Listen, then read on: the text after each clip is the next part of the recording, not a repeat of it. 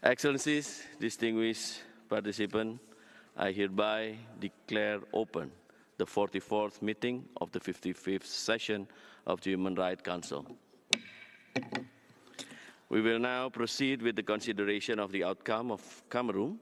The outcome is based on the report of the Working Group on the Universal Periodic Review of Cameroon and its addendum. This document, together with the additional information that will now be provided by Cameroon, will constitute the outcome of the review and shall be adopted by the Council through standardized decision. I now have the pleasure to give the floor to His Excellency Mr. Salomon Ehed, Ambassador or Extraordinary and Permanent Representative of the Republic of Cameroon to the United Nations Office in Geneva, to present additional information of the review. Ambassador, you have the floor. I sincerely thank you, Chair. Let me proceed in French. Ambassador. Monsieur le Président, Excellences, Mesdames et Messieurs les ambassadeurs, Mesdames et Messieurs les représentants des institutions nationales des droits de l'homme et des organisations de la société civile, Mesdames et Messieurs, au mois d'août de l'année dernière, le Cameroun a élaboré et soumis son rapport national au titre du 4e cycle de l'examen périodique universel. Dans une logique de transparence et d'objectivité, ce rapport mettait en exergue les mesures prises en vue de l'implémentation des recommandations acceptées à l'occasion du 3e cycle, de même que les évolutions majeures relatives à diverses questions de droits de l'homme, les défis rencontrés assortis des pistes de solutions. Le 14 novembre 2023, dans cette même salle, le rapport du Cameroun, dont la délégation était conduite par le ministre des Relations extérieures, son Excellence Monsieur le jeune Belambela, a été examiné par le groupe de travail de l'examen périodique universel au cours de sa 44e session. Mon pays se félicite une fois de plus de la qualité du dialogue constructif qui a irrigué les travaux, au cours desquels il a réaffirmé son engagement en faveur de la promotion et de la protection des droits de l'homme, ainsi que la ferme détermination du président de la République du Cameroun, son Excellence M. Paul Biya, à continuer à œuvrer à l'enracinement des droits de l'homme dans la gouvernance nationale. Au thème du dialogue interactif qui a suivi, 291 recommandations ont été formulées par 110 délégations. Ce nombre élevé de recommandations traduit certainement l'intérêt de la communauté internationale sur la situation et l'évolution des droits de l'homme au Cameroun. Monsieur le Président, qu'il me soit dès lors permis d'exprimer une fois de plus la gratitude et l'appréciation de l'État du Cameroun à l'endroit successivement de la Troïka, constituée de la Côte d'Ivoire, de la Finlande et de la République tchèque, qui a facilité cet examen, saluer l'intérêt des missions permanentes pour leurs remarques constructives, le secrétariat du Conseil des droits de l'homme et celui de l'examen périodique universel pour leur accompagnement et bien d'autres parties prenantes pour leurs observations enrichissantes. Monsieur le Président, après cet examen et pendant 3 mois, soit de décembre 2023 à février 2024, des consultations inclusives ont été menées sous la conduite des autorités publiques à l'effet de déterminer la position du Cameroun sur chacune des recommandations. Ces consultations ont permis de recueillir les avis des parties prenantes et de les consolider. Ces consultations ont connu leur point d'orgue le 22 février 2024 avec la tenue d'une session du comité interministériel de suivi de la mise en œuvre des recommandations et ou des décisions issues des mécanismes internationaux et régionaux de promotion et de protection des droits de l'homme, présidé par le Premier ministre chef du gouvernement. Avaient également pris part à la dite session des membres du gouvernement dont les départements ministériels sont concernés par les recommandations. À l'issue de la session, la position du Cameroun sur chaque recommandation a été arrêtée. Des 291 recommandations, 220 ont été acceptées et 71 notées, soit un taux d'acceptation appréciable de 75,6%.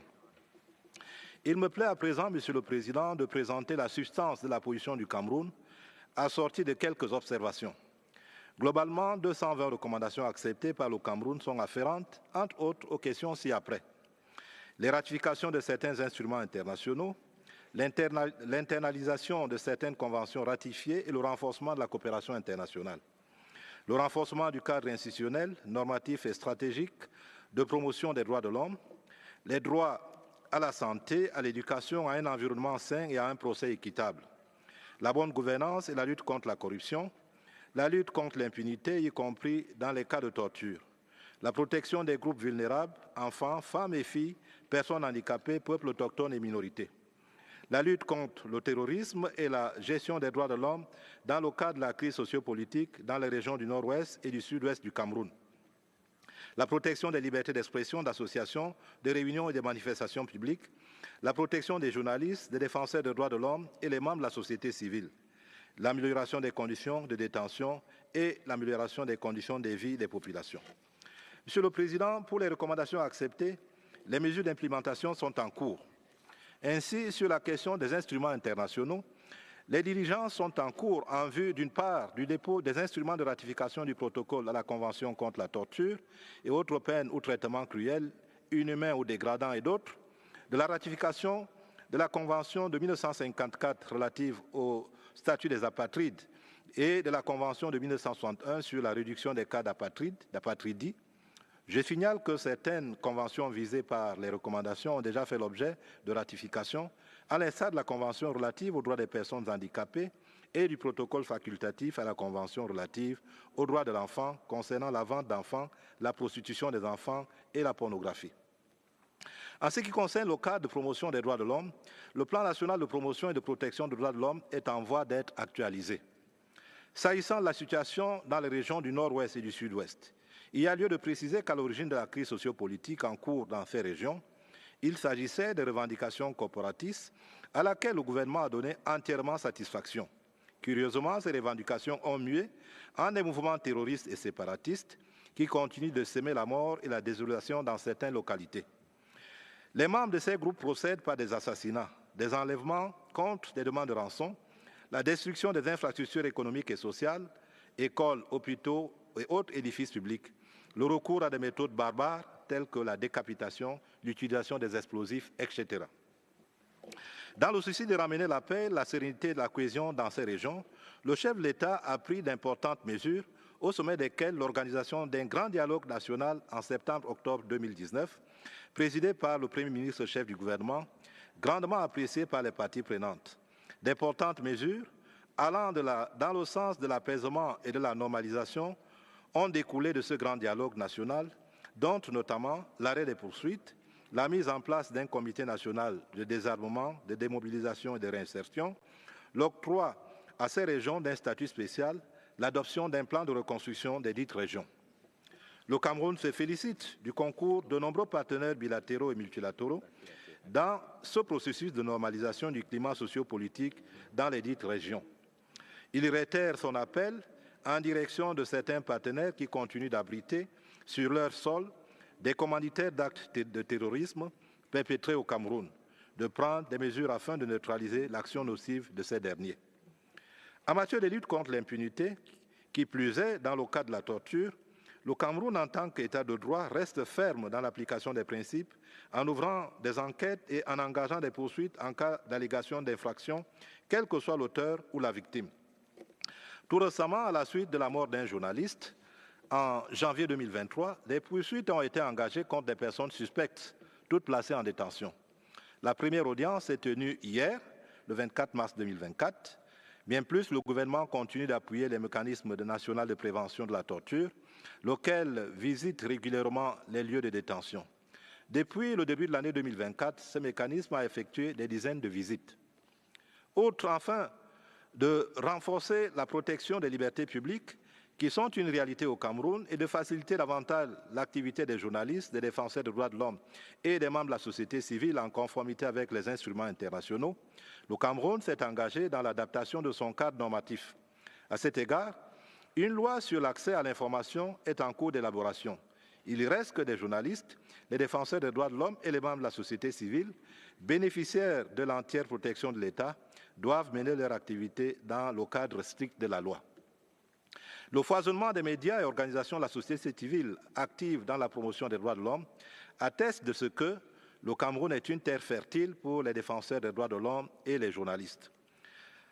En fin janvier 2024, plus de 800 organisations de la société civile étaient affiliées à la Commission des droits de l'homme du Cameroun. De plus, le Cameroun compte plus de 700 titres de journaux de presse, une centaine de chaînes de télévision, 150 radiodiffusions sonores et une cinquantaine de radios communautaires, lesquelles exercent sans entrave leur activité de collecte, traitement et diffusion de l'information. Relativement à la bonne gouvernance et à la lutte contre la corruption, qui sont des préoccupations majeures au Cameroun, le chef de l'État a signé un important décret portant création, organisation et fonctionnement d'un comité de coordination des politiques nationales de lutte contre le blanchiment des capitaux, le financement du terrorisme et la prolifération d'armes de destruction massive. Pour illustrer le dynamisme des organes mis en place afin de promouvoir la bonne gouvernance et lutter contre la corruption, en 2023, la Commission nationale anticorruption a reçu 10 795 dénonciations. L'Agence nationale d'investigation financière a pour sa part reçu 930 déclarations de soupçons et le contrôle supérieur de l'État a déployé 22 missions de contrôle et de vérification auprès des administrations publiques et autres. Sur l'amélioration des conditions de détention, l'État du Cameroun continue de relever, y compris en 2024, les ressources budgétaires dédiées à l'administration pénitentiaire et ce, à l'effet de poursuivre l'extension de la carte pénitentiaire et de renforcer la couverture médicale et alimentaire, ainsi que les conditions d'hygiène. Dans le secteur de la santé, lancé en avril 2023 en sa phase 1, la couverture santé universelle permet aux personnes enrôlées d'avoir gratuitement dans les formations sanitaires agréées à des soins préventifs et services essentiels de santé. En fin octobre 2023, l'on comptait plus de 2 millions de personnes enrôlées. Il convient de noter que les politiques publiques actuelles en matière de santé au Cameroun accordent une attention particulière, entre autres, à la santé maternelle et infantile, au VIH, au paludisme, au choléra, aux soins de santé préventifs, à la nutrition, à l'hygiène, à la prévention des maladies, à la santé sexuelle et procréative et à la planification familiale. Dans le secteur de l'éducation, l'État poursuit, dans une logique inclusive, le renforcement de l'offre de l'éducation, y compris au bénéfice des couches vulnérables. Par ailleurs, à l'effet de lutter contre la violence de genre en milieu scolaire, une circulaire fixant des mesures subséquentes a été prise en novembre 2023 par le ministre de l'Enseignement secondaire. La protection des droits de l'enfant étant une priorité pour l'État du Cameroun, le Code de la famille est en cours d'élaboration et leur garantira une meilleure protection. Je signale qu'actuellement, le gouvernement camerounais, dans sa quête de l'enregistrement universel des naissances, a lancé une vaste opération d'établissement d'actes de naissance en faveur des élèves en fin de cycle primaire qui sont dépourvus. Pour ce qui est de la protection des femmes et des filles, un avant-projet de loi sur les violences basées sur le genre est en cours de finalisation. Il permettra de renforcer la lutte contre toute forme de violence basée sur le genre, qu'il s'agisse des violences domestiques, des mariages précoces ou forcés, du harcèlement sexuel ou encore des mutilations génitales. S'agissant enfin de l'amélioration des conditions de vie des populations, le gouvernement a revalorisé en février 2024 les salaires et les allocations familiales des agents publics à hauteur de 60% pour les allocations et de 5% pour les salaires. Le salaire minimum interprofessionnel garanti SMIC a quant à lui été revalorisé à hauteur de 5%. En ce qui concerne l'emploi, le Cameroun va continuer à affecter des ressources à la mise en œuvre de la politique nationale de l'emploi 2020-2027 qui vise à faire de lui une nation où chaque citoyen en âge de travailler puisse accéder sans discrimination à un travail décent. Tel est, Monsieur le Président, l'aperçu de la plupart des recommandations acceptées par le Cameroun. Relativement aux 71 recommandations notées, le Cameroun s'est montré réservé en ce qu'elles portent sur des questions qui ne sont pas en l'état, en phase avec ses aspirations, ses options et ses réalités politiques, sociales et culturelles. Il en est ainsi notamment de l'abolition de la peine de mort.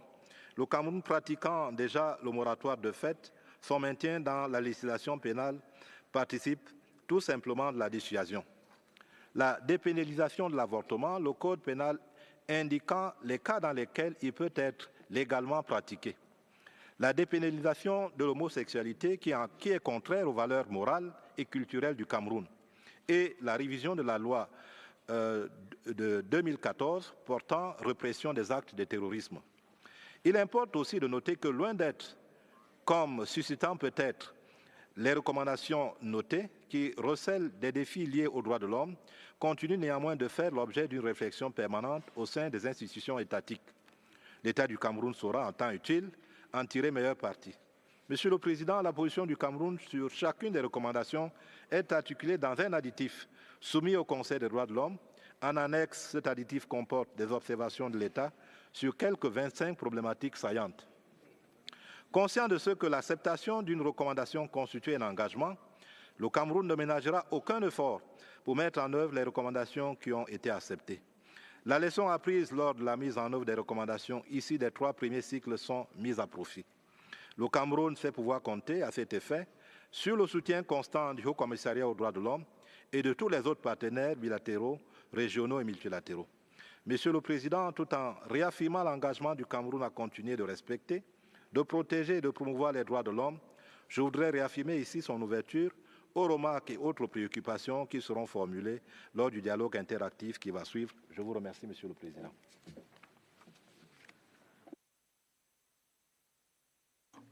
I thank His Excellency Ambassador of Cameroon for the presentation. And in accordance with paragraph 13 of the Annex of Human Rights Council Resolution 1621, I will now give the floor to the Human Rights Commission of Cameroon. You have the floor.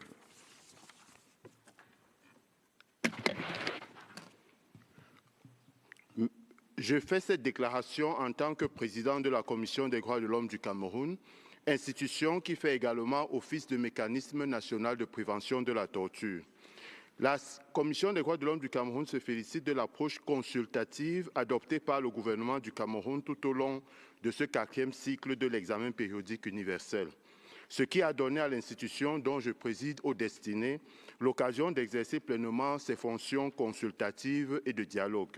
En ce qui concerne les recommandations, sur les 291 recommandations qui ont été adressées au gouvernement, la Commission des droits de l'homme du Cameroun a proposé d'en accepter 237 et de noter 54 autres. Elle a vigoureusement plaidé pour l'évolution de la position du gouvernement sur les recommandations relatives à l'abolition de la peine de mort, à la ratification de la Convention contre la torture et aux mesures prises dans le cadre de la lutte contre le terrorisme.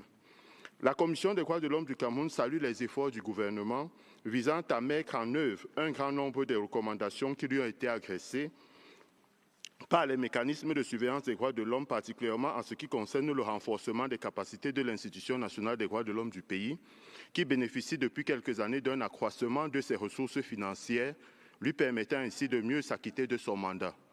La Commission des droits de l'homme du Cameroun continue également d'espérer que prospèrent ces actions de plaidoyer en faveur des garanties du droit à l'identité des enfants, d'une meilleure protection des droits des personnes en situation de handicap, de l'abolition de la peine de mort, ainsi que de la vulgarisation des voies de recours ouvertes aux femmes en cas de violence. Enfin, la Commission des droits de l'homme du Cameroun regrette la persistance des défis sécuritaires dans les régions de l'extrême nord, du nord-ouest et du sud-ouest. Elle recommande l'adoption et le financement adéquat d'un nouveau plan national de promotion et de protection des droits de l'homme qui prendra en compte toutes les préoccupations pendantes et qui facilitera la mise en œuvre des recommandations formulées par les acteurs nationaux, africains et universels des droits de l'homme. La Commission des droits de l'homme du Cameroun demeure déterminée à accompagner le gouvernement dans la mise en œuvre des recommandations acceptées et entend poursuivre activement.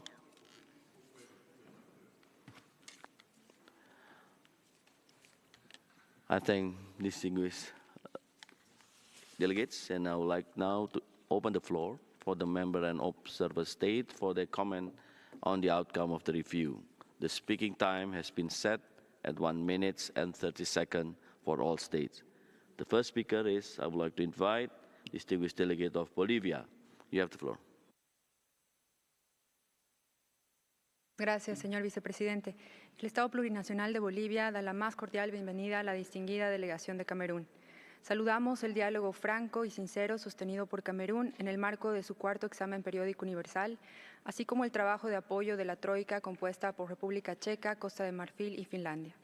Destacamos que Camerún haya mostrado su apoyo a la mayoría de las recomendaciones recibidas y nos complace que Camerún haya considerado que las recomendaciones realizadas por Bolivia pueden coadyuvar al país en sus esfuerzos nacionales hacia la garantía de los derechos económicos, sociales y culturales, en la prevención y eliminación de toda forma de violencia contra las mujeres y en el esfuerzo de su marco normativo para prohibir toda forma de discriminación. Bolivia apoya la adopción del informe de observaciones y recomendaciones del examen periódico universal de Camerún y le desea éxitos en la implementación de las recomendaciones apoyadas. Muchas gracias. I thank distinguished delegates of Bolivia. Now I would like to invite distinguished delegate of Botswana by video statement. Mr. President, Botswana welcomes the delegation of the Republic of Cameroon to the adoption of the UPR outcome. We welcome Cameroon's acceptance of both our recommendations, which are on the prioritization of access to public education at all levels by ensuring adequate public expenditure and addressing obstacles to school attendance, and the ratification of the optional protocol to the Convention on the Rights of the Child on the sale of children, child prostitution, and child pornography.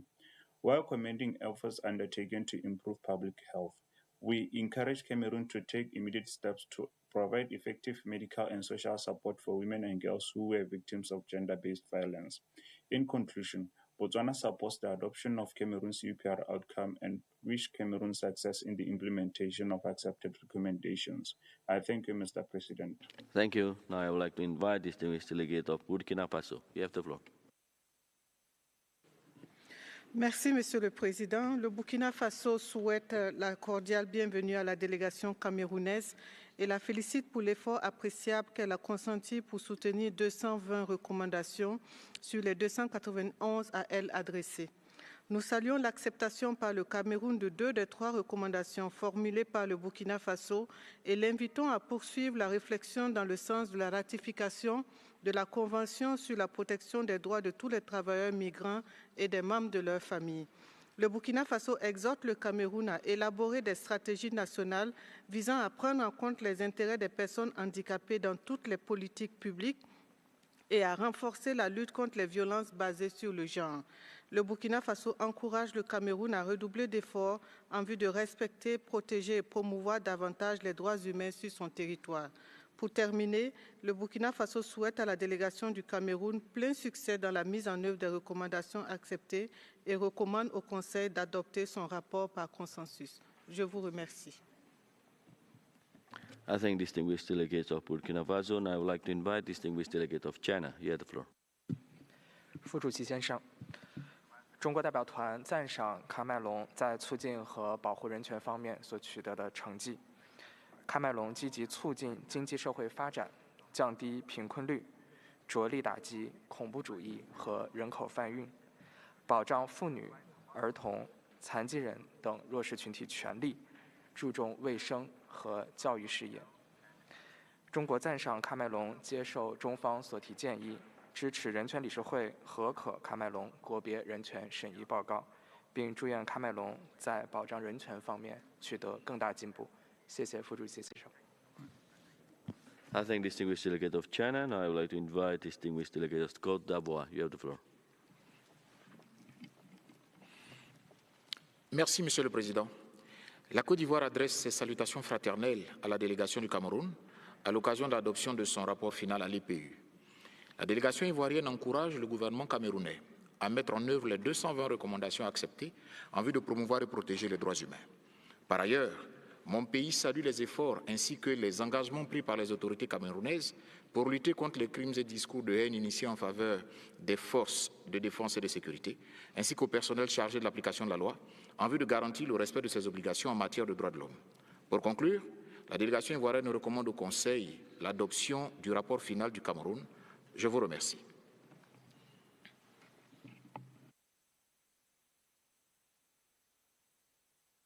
I thank distinguished delegates of Côte d'Ivoire, and I would like to invite distinguished delegates of Cuba. You have the floor. Gracias, vicepresidente. Saludamos a la delegación de Camerún y reconocemos su compromiso con el examen periódico universal.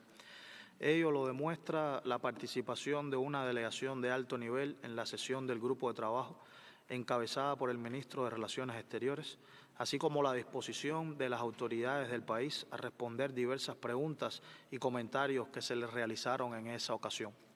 Reconocemos el apoyo a 200 recomendaciones del total recibido, lo cual se identifica como otro elemento positivo a tener en cuenta.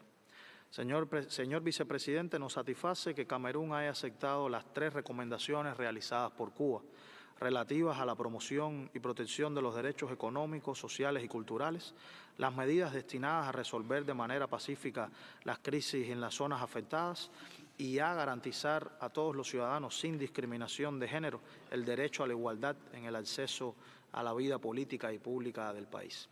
Finalmente, deseamos a Camerún todo el éxito en la implementación de las recomendaciones aceptadas y apoyamos la adopción de su informe. Muchas gracias. I thank His Excellency Ambassador of Cuba. Now I would like to invite distinguished delegate of Djibouti. You have the floor. Merci, Monsieur le Président. Djibouti souhaite la bienvenue à la délégation du Cameroun et la remercie pour sa présentation complémentaire qui met l'accent sur les efforts et les engagements en matière de protection et de promotion des droits de l'homme à l'occasion de l'adoption de son rapport. Par ailleurs, Djibouti félicite le Cameroun pour l'acceptation d'une grande partie des recommandations reçues dans le cadre du 4e cycle de l'EPU et se réjouit plus particulièrement de l'acceptation par le Cameroun des 2 recommandations présentées par notre pays. Enfin, Djibouti souhaite plein succès au Cameroun dans la mise en œuvre des recommandations acceptées et recommande au Conseil des droits de l'homme l'adoption du rapport relatif au 4e cycle de l'examen périodique universel du Cameroun. Je vous remercie. I thank distinguished delegates of Djibouti. Now I would like to invite distinguished delegates of Egypt. You have the floor. شكرا السيد نائب الرئيس. يرحب وفد مصر بوفد حكومة جمهورية الكاميرون الصديقة المشارك في الجلسة، ويشيد بتعاون حكومة الكاميرون مع مختلف آليات مجلس حقوق الإنسان والتزامها بتقديم تقاريرها لآلية المراجعة الدورية الشاملة. ويثمن وفد مصر الجهود الحثيثة التي تبذلها حكومة الكاميرون لتعزيز وحماية حقوق الإنسان، ونشيد بتفعيل خطة العمل الوطنية لتعزيز حقوق الإنسان وحمايتها وتعزيز سلطات اللجنة الوطنية، إلى جانب تعزيز النظام القضائي ومكافحة الإفلات من العقاب والنهوض بقطاعات الصحة والتعليم والعمل. ويعرب وفد مصر عن تقديره لقبول الكاميرون بالتوصيتين اللتين تقدم بهما وفدنا. وفي الختام يتمنى وفد مصر لجمهورية الكاميرون دوام التقدم والنجاح ويوصي باعتماد تقريرها الوطني. وشكرا السيد نائب الرئيس. I thank distinguished delegates of Egypt. Now I would like to invite distinguished delegates of Ethiopia. You have the floor. Mr. Vice President, Ethiopia welcomes the delegation of Cameroon to the outcome review of its UPR. We also thank the delegation for the oral update today. We commend Cameroon for accepting many recommendations, including ours, which aimed at encouraging to strengthen institutional and legal frameworks to promote and protect human rights and intensify efforts on poverty reduction and enhancement of the living standards of its people. We would like to take this opportunity to encourage Cameroon to take all necessary measures in advance for the full implementation of the accepted recommendations. Finally, Mr. Vice President, Ethiopia supports the adoption of the UPR outcome of Cameroon. We wish the delegation success in their engagement with the Human Rights Council. I thank you. I thank distinguished delegates of Ethiopia. Now I would like to invite distinguished delegates of Gabon. You have the floor. Merci, Monsieur le Vice-président. La délégation du Gabon adresse ses chaleureuses salutations à la délégation du Cameroun, pays frère, et la remercie pour la présentation de son rapport final au 4e cycle de l'examen périodique universel. Mon pays félicite les autorités camerounaises pour les réformes engagées au niveau juridique et administratif dans l'optique d'assurer la promotion et la protection des droits de l'homme. Nous citerons entre autres l'adoption de la loi du 19 juillet 2019 portant renforcement de la Commission nationale des droits de l'homme et l'adoption des outils stratégiques tels que la stratégie nationale de développement pour la période de 2020 à 2030. En raison de toutes ces actions salutaires, la délégation du Gabon sollicite du Conseil l'adoption du rapport du Cameroun. Je vous remercie, Monsieur le Vice-président.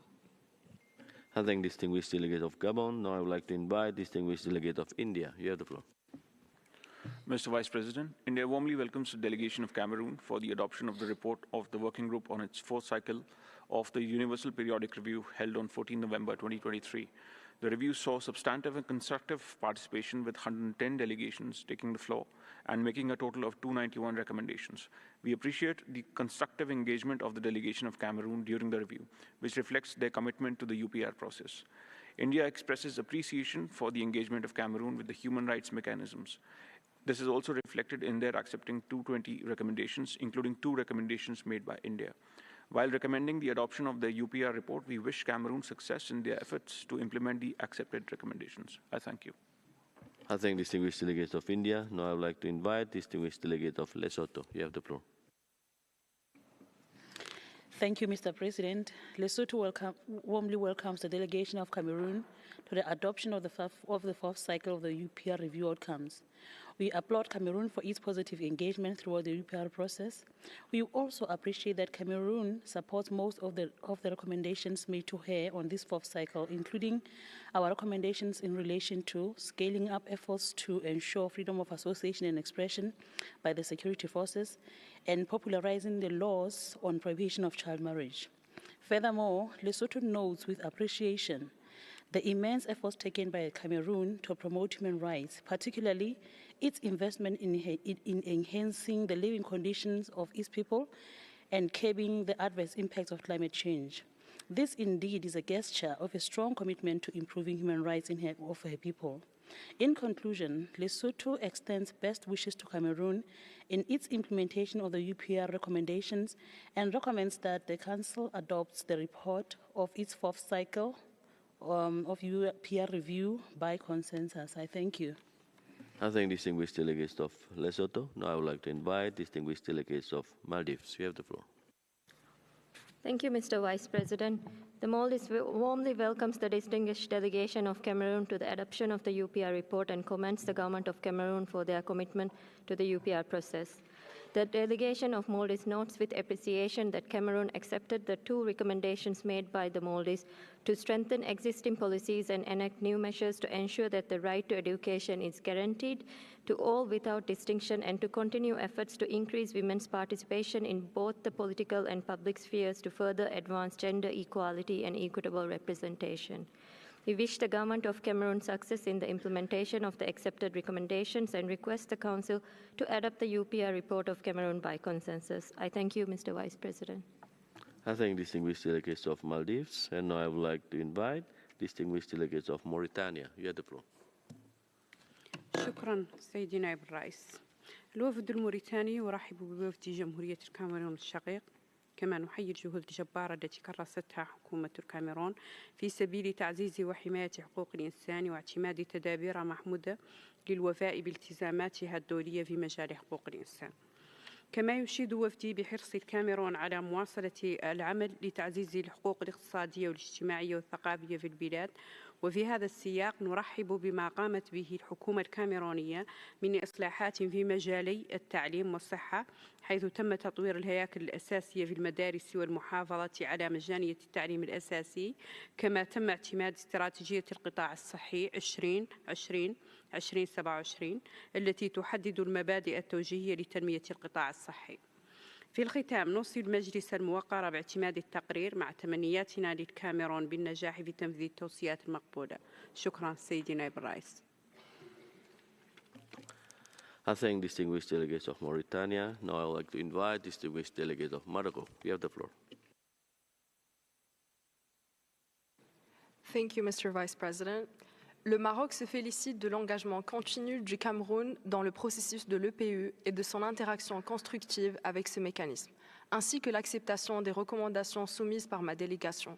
Nous saluons les efforts louables entrepris par le Cameroun, notamment à travers le renforcement du mécanisme national de prévention de la torture, en soutenant la Commission des droits de l'homme du Cameroun dans l'accomplissement de sa mission. De plus, ma délégation prend note avec appréciation des efforts du Cameroun dans le processus de décentralisation et d'inclusion des personnes vulnérables dans leur droit de participer à la gestion des affaires publiques. Ces actions témoignent de la détermination du Cameroun à promouvoir et à protéger les droits de l'homme sur son territoire. Pour conclure, ma délégation appuie l'adoption du document final de l'EPU du Cameroun et souhaite à la délégation camerounaise plein succès pour l'application de l'ensemble des recommandations acceptées. Je vous remercie, Monsieur le Vice-président. I thank distinguished delegates of Morocco, and I would like to invite distinguished delegates of Nepal. You have the floor. Mr. Vice President, Nepal welcomes the delegation of the Republic of Cameroon to the adoption of the UPR outcome and thanks them for the constructive engagement in the process. We thank Cameroon for accepting both recommendations made by Nepal. We commend Cameroon for ratifying the Convention on the Rights of Persons with Disabilities, CRPD. We welcome Cameroon's efforts to increase the number of women in the public service. Nepal wishes Cameroon all success in implementing the accepted recommendations and supports the consensual adoption of the UPR outcome report. I thank you. I thank distinguished delegates of Nepal. Now I would like to invite distinguished delegate of Nigeria. You have the floor.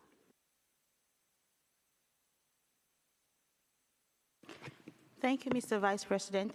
Nigeria warmly welcomes the delegation of the Brotherly Republic of Cameroon to the adoption of its fourth UPR outcome report and commends the government of Cameroon for its continued cooperation with human rights mechanisms, including the Universal Periodic Review.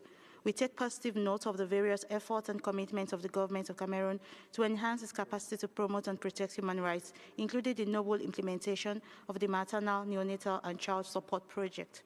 Finally, Nigeria recommends the adoption of the UPR Outcomes Report of Cameroon by consensus and wishes the government every success in the implementation of accepted recommendations. I thank you, Mr. Vice President. I thank distinguished delegates of Nigeria. Now, that was the last speaker that we could accommodate. Let me remind you that all statements, including those which could not be delivered due to time constraint, should be uploaded online. I will now give the floor to the other stakeholders to make their general comments on the outcome. The speaking time has been set at 2 minutes for all. The first speaker is East and Horn Africa Human Rights Defender Projects, intervention by video. Mr. President, we welcome the government's acceptance of 220 recommendations. We highlight the commitment to ratify UPCAT, which must be followed by action to enhance torture prevention. We recommend Cameroon's acceptance of recommendations to improve prison conditions and stress the gravity of the situation in this regard. The acceptance of recommendations pertaining to the crisis in the Northwest and Southwest regions, including root causes, is very positive. The government could have gone further by accepting to consider a peace and reconciliation committee to address grievances. Mr. President, while we take note of the acceptance of recommendations pertaining to civic space, including human rights defenders, we deplore the gap between the official discourse and the practice. On the ground, the situation of human rights defenders deteriorates as they are frequently prevented from carrying out their work due to intimidation, harassment, and other forms of persecution. Human rights defenders face reprisals and prosecution by criminal or military courts and violations by non-state armed groups. An indication of the government's doublespeak can be found in the contrast between vague recommendations accepted and specific action-oriented recommendations all rejected. It's one thing to accept to protect defenders or guarantee freedoms. It's another to amend legislation, end the suspension of journalists, and enact protective legislation. The latter are the real test of political will. Finally, we call on the international community, including this council, to dedicate attention to Cameroon so it doesn't become a forgotten crisis. Thank you. Thank you. Now I would like to invite distinguished delegates of Center for Global Non-Killing. You have the floor. Beloved human beings, Mr. Vice President, Excellencies, dear people and authorities of Cameroon, dear delegation, ladies and gentlemen, everyone, greetings of lively rights. Une version française de cette déclaration est disponible dans l'extranet. The Convention on the Prevention and the Punishment of the Crime of Genocide must be ratified. There are no moral or ethical justifications not to do so. For Cameroon, the criminal code must be changed to add therein the crime of genocide. A new version of the code was adopted in 2016. The recent modification in 2019 was made, though both without making this adding. And this, despite Cameroon's acceptance of recommendations made in the 3 first cycles of the UPR to the country to ratify the Genocide Convention. Cameroon, in this 4th cycle, for the first time, has noted a similar recommendation. It is not a minor thing regarding the process of genocide prevention, the progress of ratification of the Convention, the quality of the UPR and of international relations, to see a state committing itself to the UPR process and its recommendations, committing itself to do this ratification for a decade long, and then withdrawing this commitment. Chère délégation, all for better would be a change of your position and to see this ratification done in reasonable delay. Whatsoever, we welcome any information you may give us regarding the situation. We are listening. Merci, Monsieur le Président. Thank you. Now I would like to invite Women International League for Peace and Freedom, intervention by video. L'acceptation par le Cameroun des recommandations visant à éliminer toutes les dispositions légales discriminatoires à l'égard des femmes, mais regrette la notation des recommandations liées au droit à la nationalité. Le Cameroun doit adopter une loi antidiscriminatoire énumérant tous les motifs de discrimination. Nous saluons l'acceptation des recommandations visant à adopter une loi comprenant les dispositions spécifiques sur le viol conjugal, la violence intrafamiliale et le féminicide. Nous accueillons l'acceptation des recommandations visant à fournir des efforts pour éradiquer la discrimination à l'égard des femmes dans tous les domaines de la vie politique et publique. Et saluons l'acceptation de la recommandation 35-204 visant à un processus de paix inclusif. Toutefois, nous regrettons la notation des recommandations 35-35 et 35-203 visant à trouver une solution consensuelle à travers un dialogue entre les parties prenantes. Nous saluons l'acceptation des recommandations visant à améliorer les conditions de vie, les infrastructures et la prise en charge de toutes les personnes touchées par les crises. Bien que nous accueillons l'acceptation des recommandations sur l'enrichissement des naissances et la lutte contre la patrie, le Cameroun doit assurer la gratuité effective de l'état civil et renforcer les ressources du BUNEP. Il doit également faciliter la régularisation de la situation des personnes déplacées internes et transposer en droit interne la Convention de Kampala. Nous apprécions l'acceptation des recommandations visant à renforcer l'égalité d'accès à l'éducation et à l'emploi et de remédier aux efforts négatifs de la crise. Nous regrettons la notation des recommandations sur la gratuité de l'éducation. Le gouvernement doit éradiquer les frais indirects et garantir l'effectivité de l'égalité d'accès à l'éducation. Je vous remercie. Thank you. Now I would like to invite Right Livelihood Award Foundation intervention by video. Monsieur le Président, Right Livelihood et ALDEPA se félicitent du nombre important de recommandations sur la situation des femmes et des filles acceptées par la délégation du Cameroun, y compris celles qui mentionnent les femmes et les filles dans les zones de crise présentées par l'Allemagne. Partout au Cameroun, les femmes et les filles continuent de se heurter à des obstacles juridiques et pratiques à l'égalité des sexes, mais celles qui sont dans les zones de crise vivent dans des situations de vulnérabilité accrue. Alors que la violence basée sur le genre et les pratiques traditionnelles néfastes, telles que les mutilations génitales féminines et les mariages forcés, sont plus répandus dans les zones de crise, la stratégie nationale et le plan d'action contre la violence basée sur le genre n'ont pas d'objectifs ciblés pour les régions concernées. Les politiques et initiatives ne sont pas efficaces pour remédier aux disparités majeures concernant l'accès à l'éducation, ce qui pourrait entraîner des conséquences et des inégalités durables pour les générations à venir. Nous appelons donc les autorités camerounaises à prendre en compte les défis spécifiques des zones de crise dans toutes les actions de mise en œuvre des recommandations acceptées et à inclure les femmes et les filles à tous les niveaux de prise de décision de ce processus. Monsieur le Président, nous aimerions souligner le rôle fondamental joué par la société civile dans la mise en place d'initiatives qui peuvent être essentielles pour relever les défis en matière d'égalité entre les femmes et les hommes dans le pays.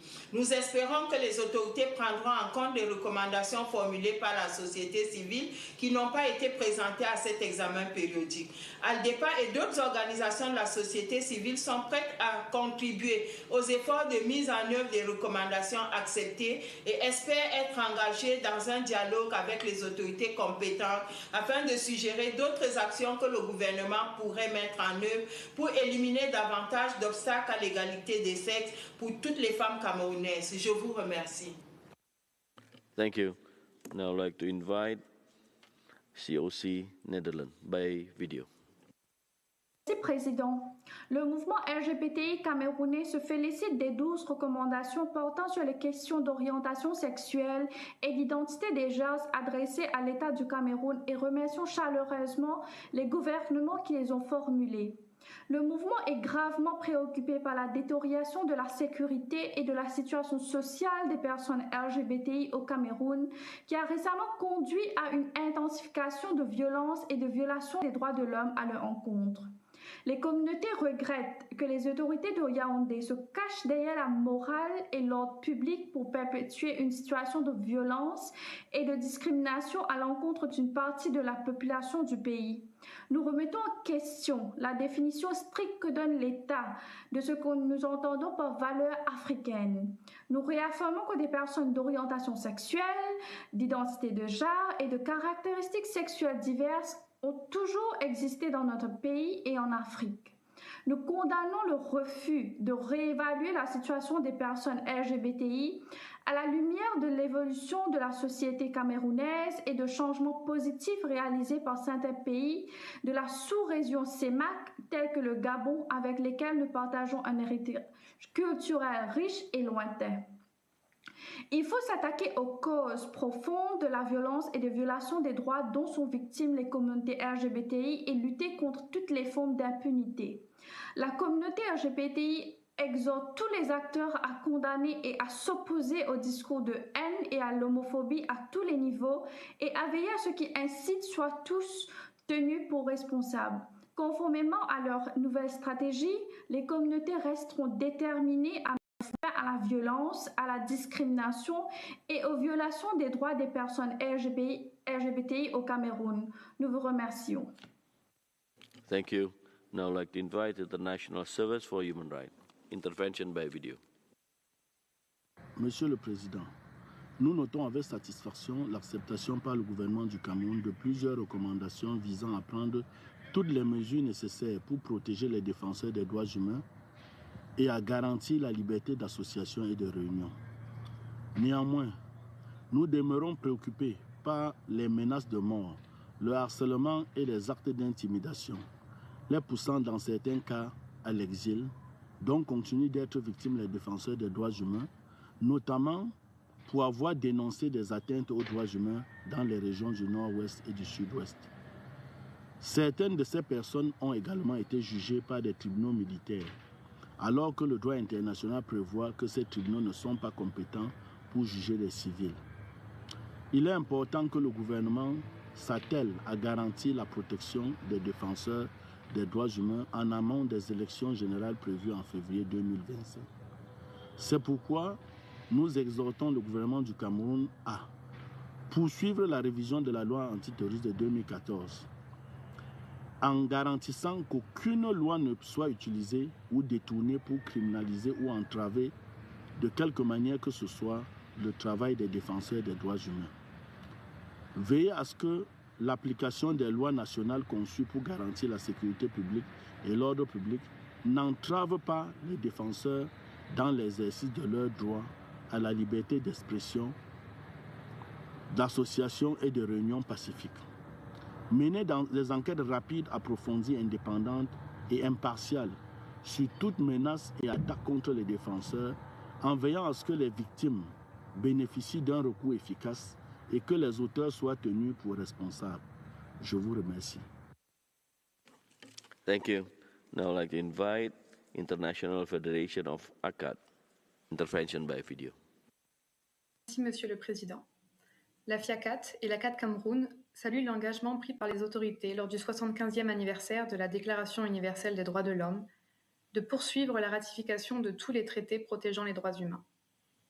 À ce sujet, nos organisations encouragent vivement les autorités à concrétiser cet engagement en ratifiant le deuxième protocole facultatif se rapportant au pacte international relatif aux droits civils et politiques visant l'abolition de la peine de mort et à commuer toutes les condamnations à mort en peine d'emprisonnement.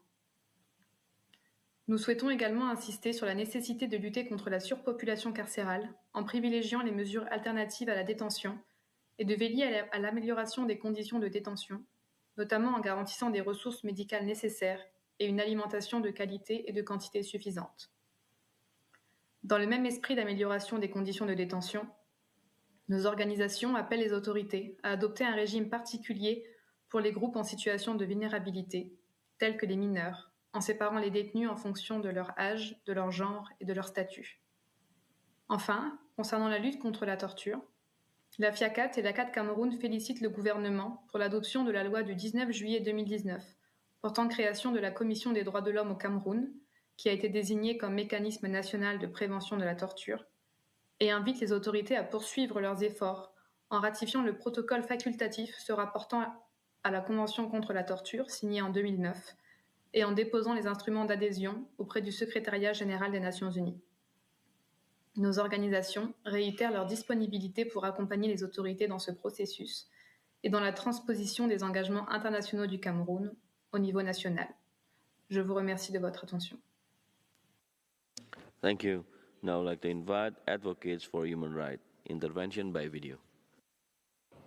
Mr. President, the advocates for human rights wish Cameroon's treatment of lesbian, gay, bisexual, transgender, intersex, queer, and other sexual and gender minority LGBTIQ+ people. Section 347-1 of the Penal Code criminalizes consensual same-sex sexual activity between adults, punishable by up to 5 years in prison and a fine of 200,000 Central African francs. The government of Cameroon actively enforces this law, with police arresting a reported 185 people believed to be LGBTIQ+. Due to the lack of legal gender recognition, transgender Cameroonians are classified as their sex assigned at birth and subject to this law. Despite requirements in the Code of Criminal Procedure that police only arrest people for engaging in consensual same-sex sexual activities between adults when they catch them in the act, police routinely arrest people based on rumor, how they dress, and the locations where they are found. Following an arrest, police frequently administer forced anal examinations to prove the same-sex sexual intercourse had actually occurred, despite these exams providing no evidence and amounting to torture. Cameroon received 13 UPR recommendations on LGBTIQ+ human rights, including 8 recommendations to decriminalize consensual same-sex sexual activity. We thank Malta for its recommendations to strengthen the training of police and other security and law enforcement structures to combat harassment of LGBTIQ+ persons. We call on Cameroon to take concrete steps to the decriminalization of consensual same-sex sexual activity and eliminating the use of forced anal examinations against people because of their real or perceived sexual orientation or gender expression. We also call on the OHCHR and UN member states to provide technical support to Cameroon to adopt legislation that provides these protections. Thank you. Thank you. I would like to invite le Conseil africain pour la défense des droits de l'homme. You have the floor. Monsieur le vice-président, la RADDHO souhaite la bienvenue à la délégation du Cameroun pour l'adoption de son 4e rapport de l'EPU et elle profite de l'occasion pour féliciter le pays pour la mise en œuvre de plusieurs recommandations issues des cycles précédents. La RADDHO apprécie également la coopération constante du Cameroun avec le Conseil depuis sa création. Concernant la situation dans les régions du Nord-Ouest et du Sud-Ouest, la RADDHO a pris note de l'engagement des autorités afin de remettre la paix, la réconciliation nationale et la reconstruction. Notre organisation reste profondément attachée au respect de l'unité et à la préservation de l'intégrité territoriale du Cameroun. Par ailleurs, la RADDHO reste alarmée par les atteintes à la liberté dans le secteur des médias. En 2023, les libertés des médias au Cameroun ont été gravement marquées par le meurtre de plusieurs journalistes dans des circonstances troubles. Parmi eux, Martinez Zogo, journaliste d'investigation reconnu pour ses dénonciations de corruption, a été retrouvé mort à Yaoundé le 22 janvier avec des signes de torture sévères. Un autre cas notable est celui de Jean-Jacques Olabébé, prêtre orthodoxe et animateur radio, retrouvé mort le 2 février après avoir défendu la justice pour Zogo et commenté des affaires de corruption. En septembre, la publication du journal The Post a été interdite par le gouverneur de la région du Sud-Ouest suite à un article sur un potentiel coup d'État militaire avant de pouvoir reprendre le 18 octobre. Ces incidents soulignent une année particulièrement sombre pour la liberté de la presse au Cameroun. En conclusion, la RADDHO demande au Cameroun de prendre les mesures juridiques nécessaires pour mener des enquêtes et engager des poursuites de manière transparente et équitable contre les auteurs d'attaques visant les défenseurs des droits de l'homme et des journalistes. Et mettre fin à la pratique consistant à suspendre des journalistes qui expriment des opinions critiques. Je vous remercie pour votre attention. Thank you. Now I would like to invite Centre du commerce international pour le développement by video. Monsieur le Président, le CECID salue la délégation camerounaise et remercie le pays pour sa participation à l'examen périodique universel. Le CECID félicite le Cameroun pour les efforts consentis en matière de droits de l'homme, notamment par le biais de la création de la Commission des droits de l'homme du Cameroun en 2019. Cependant, le CECID exprime une vive inquiétude à l'égard de la situation des libertés civiles et publiques. D'une part, les arrestations de représentants de la société civile augmentent de façon inquiétante. D'autre part, ils sont victimes de violences et de tentatives d'intimidation. Le CECID exhorte donc les autorités à rétablir la justice et à garantir la liberté d'expression et le droit d'association. Par ailleurs, le CECID souhaite alerter quant aux répercussions de la situation sécuritaire dramatique dans les régions anglophones. Les violences qui y sont perpétuées par des groupes armés font de nombreuses victimes civiles. Le CECID appelle donc les autorités à agir en urgence afin de garantir les droits élémentaires de la population et de lutter contre l'impunité. Le CECID demande également à la communauté internationale de se montrer plus attentive aux drames humanitaires qui se jouent dans ces régions et à apporter l'aide nécessaire afin d'y remédier en toute urgence. Je vous remercie pour votre attention. Thank you. And this was the last speaker on my list. Before giving the floor to the delegation of Cameroon for concluding remarks, allow me to note that based on the information provided, out of 291 recommendations received, 220 enjoy the support of Cameroon and 71 are noted. I now give the floor to His Excellency for concluding remarks. You have the floor, Excellency. Thank you, Chair. Chair, first of all, I would like to thank you for giving me the floor once again and congratulate you on the way in which you are conducting the work of this session. As we pointed out in our opening remarks, Cameroon's review under the fourth cycle of the Universal Periodic Review generated a great deal of interest with the participation of, on 14 November 2024, of 110 delegations who formulated 291 recommendations. This enthusiasm, which was renewed by the massive participation of state and non-state actors at this session for the adoption of the final report, undoubtedly reflected the great interest of the international community in the situation and development of human rights in my country. I would like to take this opportunity to express my country's appreciation and gratitude for the Office of the United Nations High Commissioner of Human Rights, the Secretary of Human Rights Council, and the Secretary of the Universal Periodic Review for their support and many other stakeholders for their enriching observation, while once again welcoming the interest shown by the Permanent Mission, non-governmental organizations, and civil society for their constructive comment and contribution to this debate. Cameroon's acceptance of 220 of the 291 recommendations made an approval rate, as I said, of 75.6 reflects its commitment to respect, promotion, and protection of human rights, as well as the determination of the state authorities to make human rights a priority of national governance. This commitment is set out Cameroon's National Development Strategy to 2030 in line with Sustainable Development Goals agenda. Mr. President, as part of the implementation of this recommendation, Cameroon intends to carry out the following main actions. First, the organization of workshops to report on this recommendation, the development of a plan and evaluation of monitoring of this implementation, strengthening government capacity to follow up this recommendation. Emphasis will be placed on the activities of interministerial committee for monitoring the implementation of recommendation and or decision of international and regional mechanism for the promotion and protection of human rights. Third, building the capacity of Human Rights Commission of Cameroon and civil society organizations to monitor the implementation of recommendation.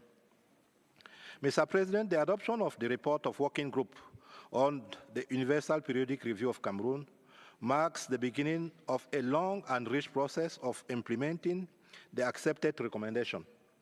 It goes without saying that this will require the mobilization of significant resources. Cameroon knows it can count on the continuous support of the Office of High Commissioner for Human Rights and all other bilateral, regional, and international partners. Finally, my country wishes to reaffirm its commitment to strengthening its cooperation with the Office of Human Rights Commissioner and all its mechanisms, and reiterates its commitment to improving its governance in this area. I thank you, Mr. President. I thank His Excellency, Ambassador of Cameroon, for this presentation and also for the constructive participation of Cameroon throughout the UPR process. I now propose that the Council adopt the decision on the outcome of the Universal Periodic Review of Cameroon as it appears on the screen. I see no objection. The decision is adopted. We will briefly suspend the meeting before the consideration of the outcome of Cuba. Thank you. Thank you, ma'am.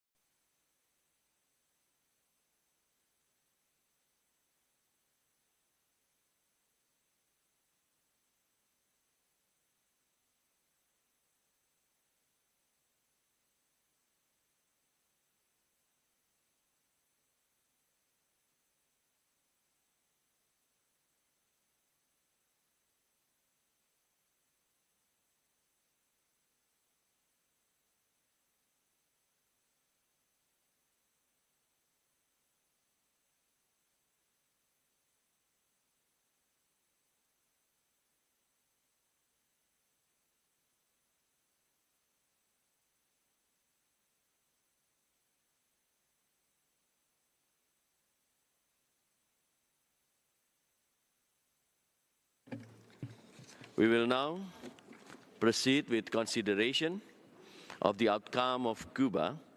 The outcome is based on the report of the Working Group on the Universal Periodic Review of Cuba and its addendum. This document, together with the additional information that will now be provided by Cuba, will constitute the outcome of the review and shall be adopted by the Council through a standardized decision.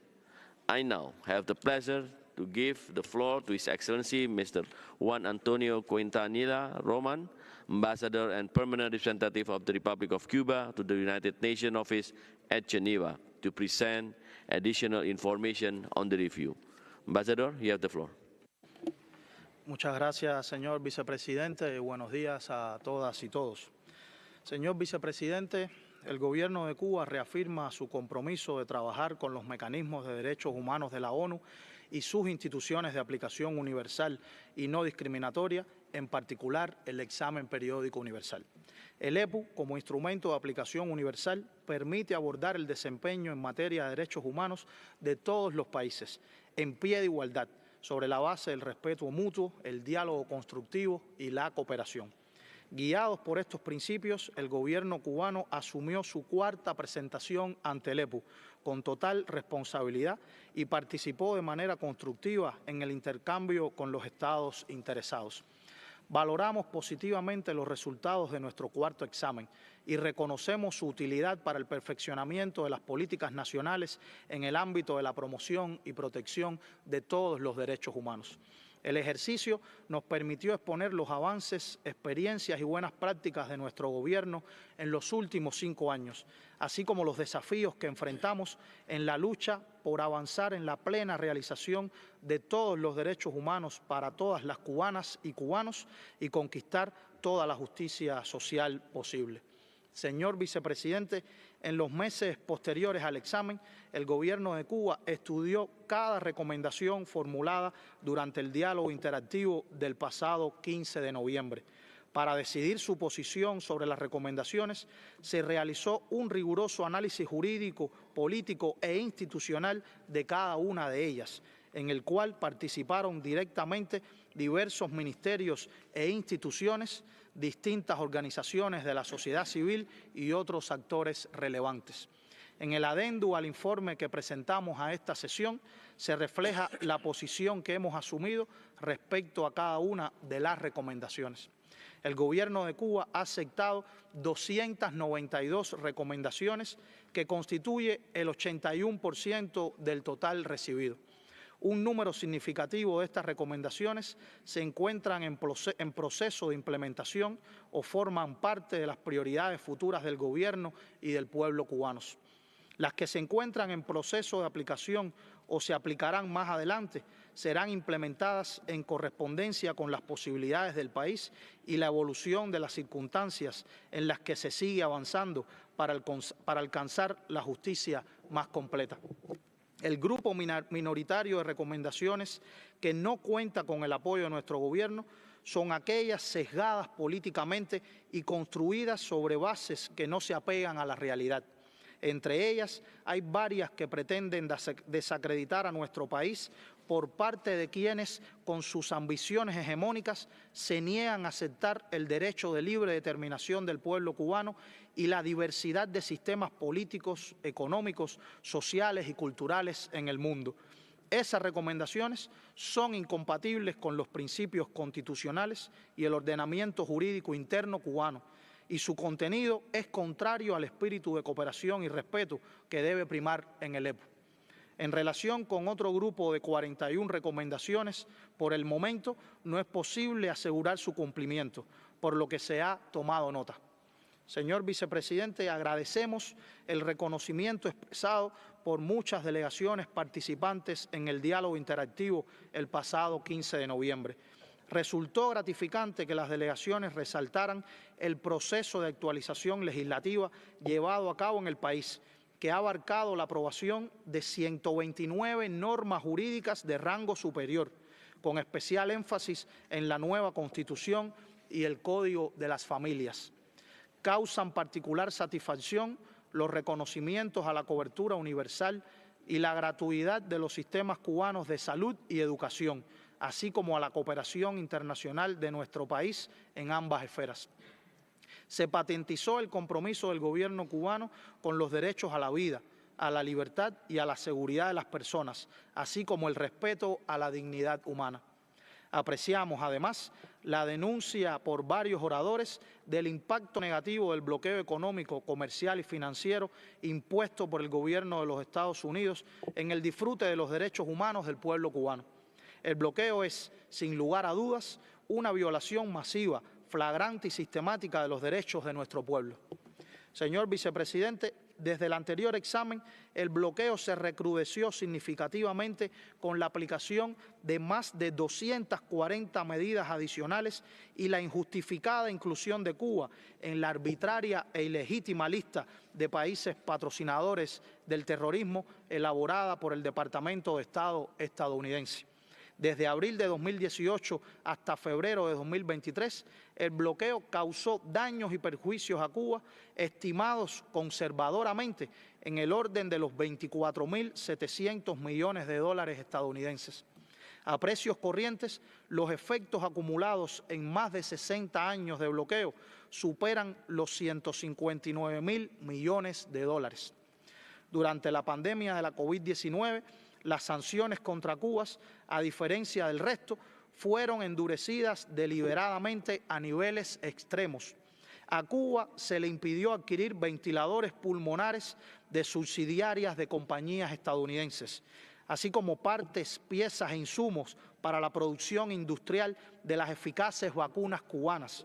Se nos obstaculizó la adquisición de oxígeno medicinal en terceros países y quedó demostrada la exigencia de una licencia específica para adquirirlo de los Estados Unidos. La política de bloqueo contra Cuba provoca daños directos e indirectos, carencias y ansiedad a las familias cubanas. El bloqueo es la causa fundamental del escaso desabastecimiento de medicinas y alimentos, incluso para la canasta básica normada, que es insuficiente, pero todos la reciben altamente subsidiada.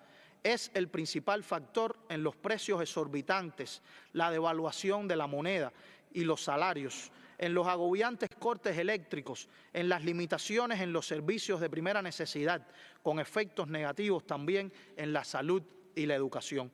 A pesar de estas limitaciones y de actuar en condiciones de asedio extremo, Cuba continuará perfeccionando su marco institucional y jurídico para la protección de los derechos humanos y seguirá promoviendo la construcción de una sociedad cada vez más libre, democrática, justa, solidaria, participativa y socialista.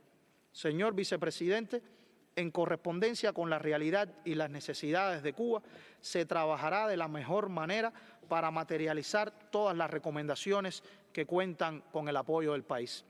Sobre el grupo de recomendaciones de las que se ha tomado nota, se continuará con su análisis de acuerdo con las leyes cubanas, los procesos institucionales del país y los principios que rigen al sistema político escogido soberanamente por el pueblo cubano. En Cuba, el proceso de ratificación de un tratado internacional es asumido con rigor y seriedad. Ello constituye una garantía para el pleno cumplimiento de lo pactado. Se requiere el tiempo suficiente para realizar el análisis de sus disposiciones, un amplio proceso de consultas con las instituciones concernidas, el estudio minucioso del ordenamiento jurídico y el análisis de las políticas y programas vigentes, con vista a asegurar la compatibilidad de las obligaciones internacionales que se propone asumir con la legislación nacional y la realidad económica y social del país. Por demás, nunca ratificaremos instrumento internacional alguno bajo presiones. Tampoco lo haremos mientras prevalezca, como ocurre en las actuales circunstancias, la manipulación política del instrumento jurídico como herramienta de la política de hostilidad de los Estados Unidos contra el pueblo cubano. Nuestras autoridades comprenden y respetan los argumentos del movimiento internacional que propone la eliminación o moratoria a la aplicación de la pena de muerte y son contrarias a la aplicación de esa pena.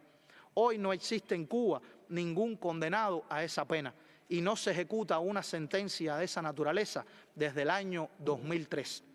Al mismo tiempo, nos hemos visto forzados a escoger en legítima defensa de la seguridad nacional de los ciudadanos frente al terrorismo el camino de establecer leyes severas contra actividades terroristas y crímenes encaminados a destruir al Estado cubano o la vida de sus ciudadanos, siempre apegados a la más estricta legalidad y con respeto de las garantías judiciales.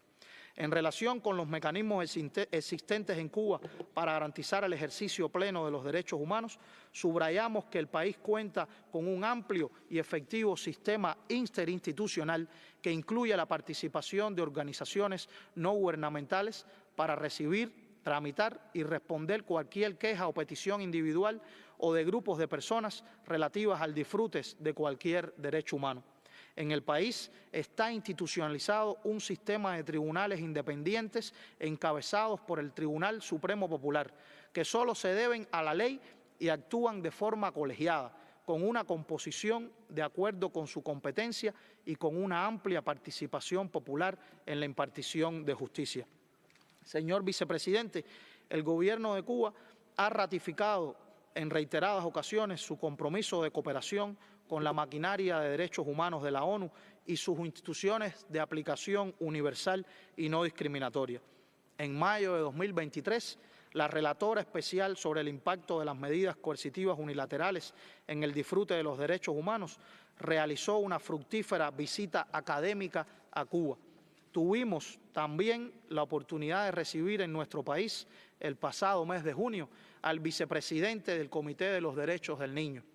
Desde 2018 hemos presentado informes exhaustivos ante 4 órganos de tratados, los relativos a discriminación racial, personas con discapacidad, tortura y derechos del niño.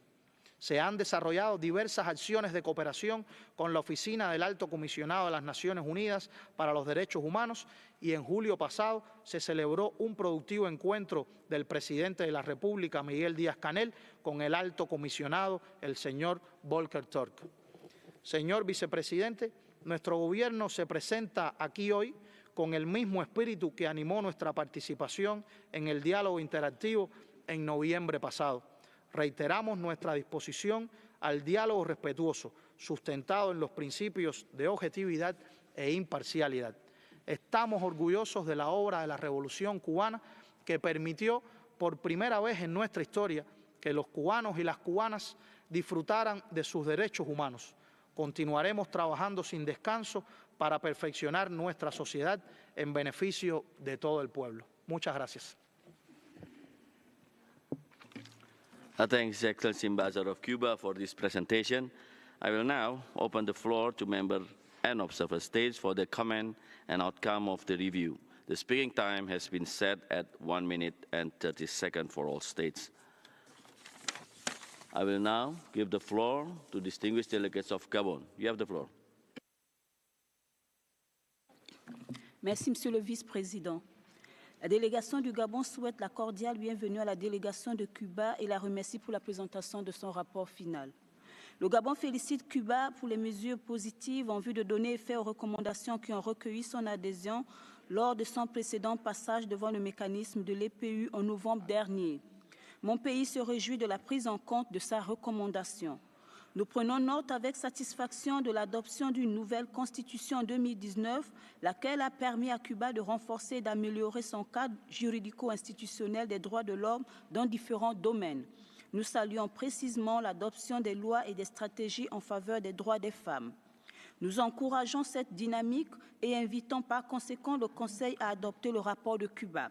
Nous souhaitons plein succès à Cuba dans la mise en œuvre des recommandations acceptées. Je vous remercie, Monsieur le Vice-président. I thank distinguished delegates of Gabon. Now I would like to invite distinguished delegates of India. You have the floor. Mr. Vice President, India warmly welcomes the delegation of Cuba for the adoption of the report of the working group on its 4th cycle of the Universal Periodic Review held on 15 November 2023. The review saw substantive and constructive participation, with 143 delegations taking the floor and making a total of 361 recommendations. We appreciate the constructive engagement of the delegation of Cuba during the review, which reflects their commitment to the UPR process.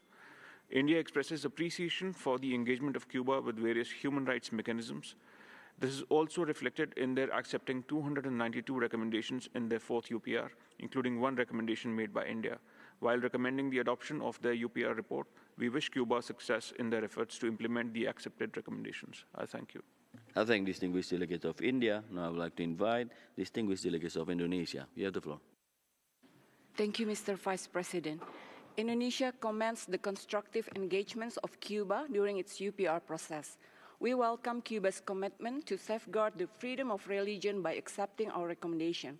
We firmly believe that the full implementations of the constitutional mandates in recognizing, respecting, and protecting freedom of religion lies closely through national and local legal frameworks. Furthermore, Indonesia encourages Cuba to enhance its commitment in strengthening its national human rights national mechanisms by aligning its national human rights institutions with the Paris Principle. The constructive engagement of state with its national human rights institutions could significantly contribute to its endeavor to ensure the enjoyment of human rights for all. Finally, Indonesia supports the Council to adopt the outcome of Cuba's UPR review and wishes Cuba a successful implementation of the accepted recommendations. I thank you. I thank distinguished delegate of Indonesia, and I would like to invite distinguished delegate of Iran by video statement. Mr. President, Cuba's approach of accepting a very high percentage of recommendations made to the country reflects its wholly constructive view of the UPR mechanism. Cuba has a long history of playing a positive role in the structure of multilateralism and has always put forth respectable ideas and initiatives on global and international issues. Despite decades of unilateral coercive measures imposed by the United States without any justifiable reason and in an unfair manner, Cuba has demonstrated that it remains willing to engage with the global community and play a positive and constructive role in international interactions. We commend Cuba's efforts, best practices, determination, and progress in promoting and protecting the human rights of its people, especially economic, social, and cultural rights. We believe that the scientific experiences and achievements of this country, especially in the field of medicine, can be shared with other countries worldwide, particularly developing and global south. We wish Cuba success in implementing the recommendations it has accepted, and we are confident that doing so can propel Cuba further toward the development and well-being of its citizens than ever before. We recommend that the Council adopts the report of Cuba by consensus. I thank you, Mr. President. I thank His Excellency Ambassador of Iran. Now I would like to invite distinguished delegates of Iraq. You have the floor.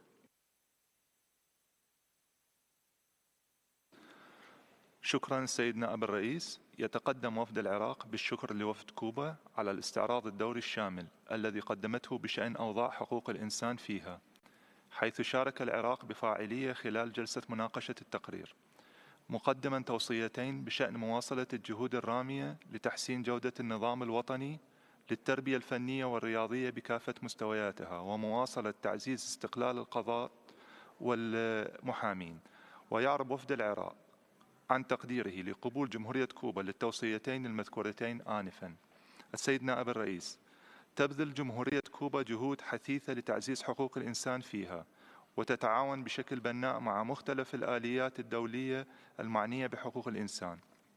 يوصي وفد العراق المجلس الموقر باعتماد تقرير الاستعراض الدوري الشامل لجمهورية كوبا، ويثني على قبولها أغلب التوصيات المقدمة لها في هذا الإطار، والذي يعكس التزامها بتعزيز وحماية حقوق الإنسان لمواطنيها كافة.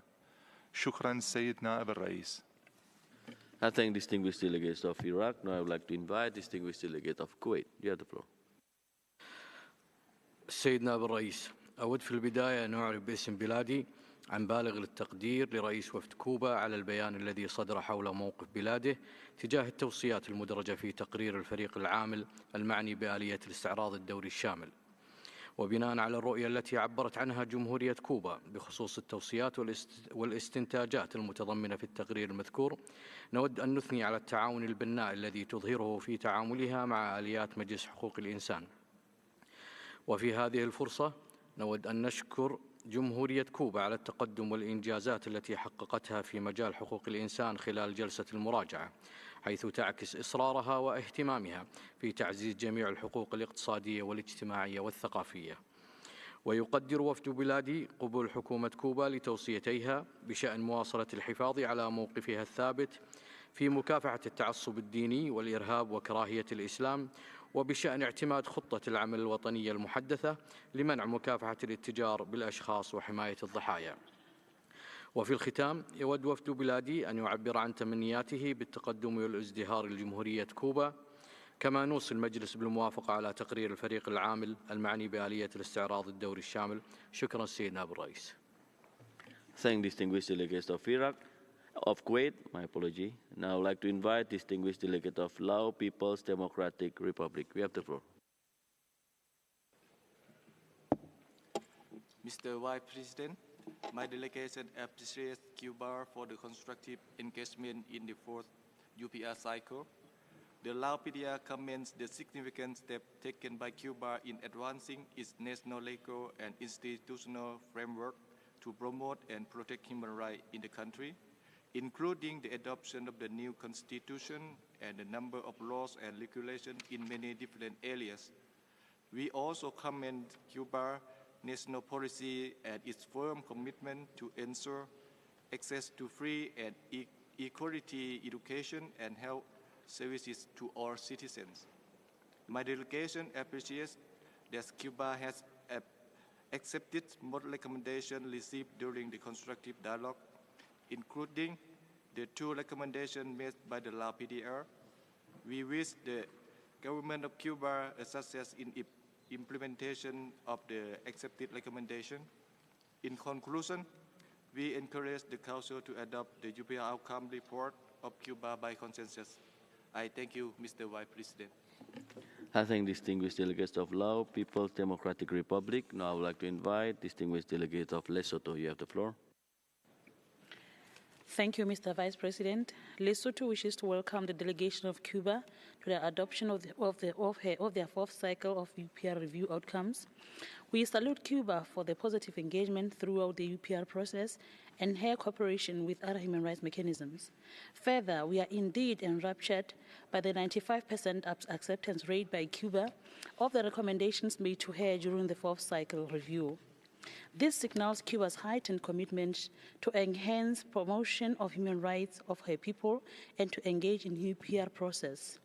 Moreover, Lesotho congratulates Cuba for the commendable efforts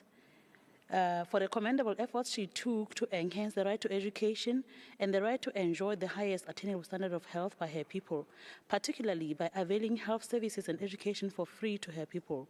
We further note with appreciation the fact that Cuba has scaled up her legal measures to combat trafficking in persons and forced disappearances through her criminal code. In conclusion, Lesotho calls upon the international community to support Cuba in her implementation of the recommendations from the fourth cycle of the UPR review and wishes Cuba well in promotion of human rights in his territory. We therefore recommend that this Council adopt the fourth cycle UPR report of Cuba with consensus. I thank you. I thank distinguished delegates of Lesotho. Now I'd like to invite distinguished delegates of Libya. You have the floor.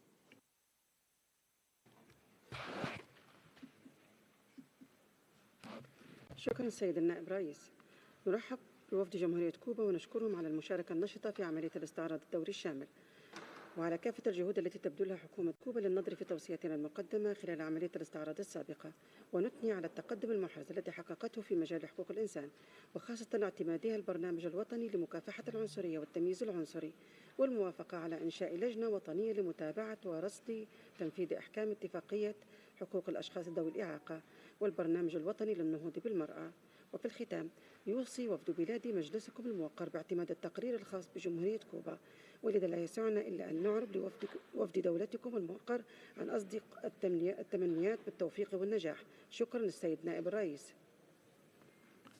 I thank distinguished delegate of Libya. Now I'd like to invite distinguished delegate of Maldives. You have the floor. Thank you, Mr. Vice President. The Maldives warmly welcomes the distinguished delegation of Cuba to the adoption of the UPR outcome report.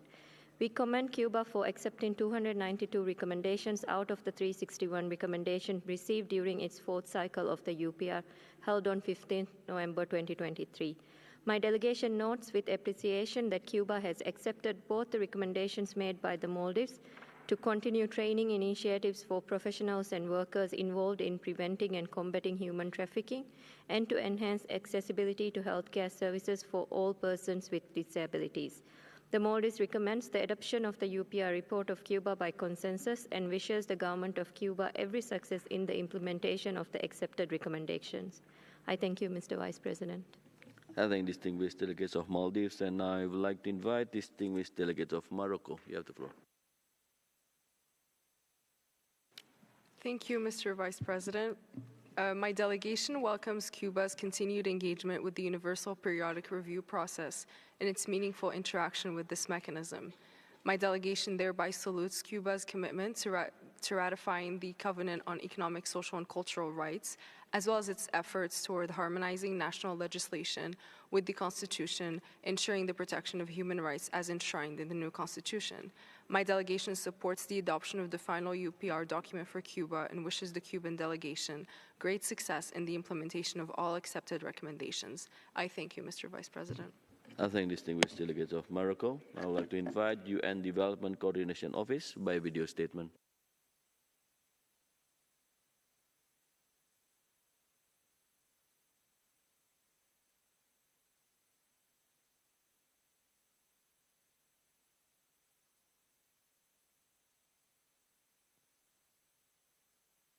Y estimados colegas, como sistema de las Naciones Unidas en Cuba, actualmente conformado por 22 entidades de la ONU, trabajamos con un grupo importante de actores en la implementación de nuestro marco de cooperación para el desarrollo sostenible. En este contexto, hemos acompañado acciones relevantes para apoyar el cumplimiento de múltiples recomendaciones del pasado ciclo del EPU. Para este nuevo ciclo, deseo reconocer a las autoridades cubanas por haber aceptado el 81% de las recomendaciones. Este es un porcentaje mayor que en ciclos anteriores y una muestra del compromiso político de Cuba con la agenda de derechos humanos en los próximos 4 años. Muchas de estas recomendaciones abordan desafíos en los que ya hemos venido trabajando con el país a través de nuestro marco de cooperación actual. Iniciaremos este año la formulación del próximo marco de cooperación. Como parte del apoyo a la implementación de la Agenda 2030 y al Plan de Desarrollo Nacional, estaremos respondiendo y acompañando a las autoridades en muchas de las áreas de recomendaciones aceptadas. Cuenten con las Naciones Unidas en Cuba para apoyar el trabajo que viene por delante. Nuestra brújula seguirá siendo no dejar a nadie atrás, poner a las personas en el centro y consolidar un marco de oportunidades que permita el crecimiento de todas y todos para construir el desarrollo sostenible del país. Muchas gracias.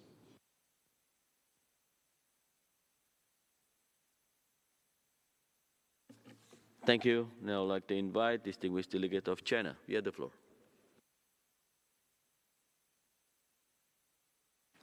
Okay. 副主席先生，中国代表团欢迎古巴积极参加国别人权审议，赞赏古巴克服单边强制制裁措施造成的困难，在促进和保护人权方面做出的努力和取得的成就。 特别是积极推进教育卫生事业，取得进步，有效保障弱势群体的权利，有效抗击新冠肺炎疫情，并为国际医疗卫生事业作出贡献。我们赞赏古巴接受中方关于继续促进性别平等、开展医疗卫生国际合作等方面的建议。 我们期待古巴经济社会实现可持续发展，古巴人民更好地享有各项人权。我们希望国际社会继续关注美国对古巴实施非法单边强制措施造成的负面影响，敦促美方立即停止上述行为。同其他代表团一样，我们支持人权理事会协商一致。 核可古巴国别人权审议报告。谢谢主席先生。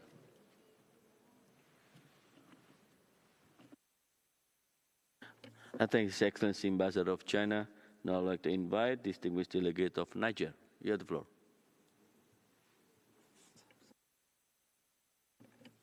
Distinguished delegate of Niger is not in the room. Then I would like to invite distinguished delegate of Nigeria. You have the floor. Thank you, Mr. Vice President.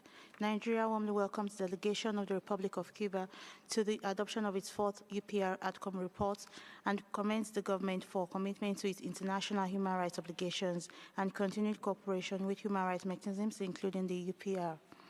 We commend Cuba for its efforts to improve the socio-economic well-being of its citizens, including through the provision of accessible and affordable education from early childhood through university and postgraduate education, and in the adoption of a national action plan to prevent and combat trafficking in persons and protection of victims. Finally, Nigeria recommends the adoption of the UPR Outcomes Report of Cuba by consensus and wishes the government every success in the implementation of accepted recommendations. I thank you, Mr. Vice President. I thank distinguished delegates of Nigeria, and this was the last speaker that we could accommodate. Let me remind you that all statements, including those which could not be delivered due to time constraints, should be uploaded online. And I will now give the floor to the other stakeholders to make their general comment on the outcomes. The speaking time has been set for 2 minutes for all. The first speaker on my list is Asociación Cubana de las Naciones Unidas. You have the floor. Gracias, señor presidente. La Asociación Cubana de las Naciones Unidas se une a las felicitaciones al Estado cubano por el desarrollo exitoso de su examen periódico universal y por el amplio número de recomendaciones aceptadas en este ciclo.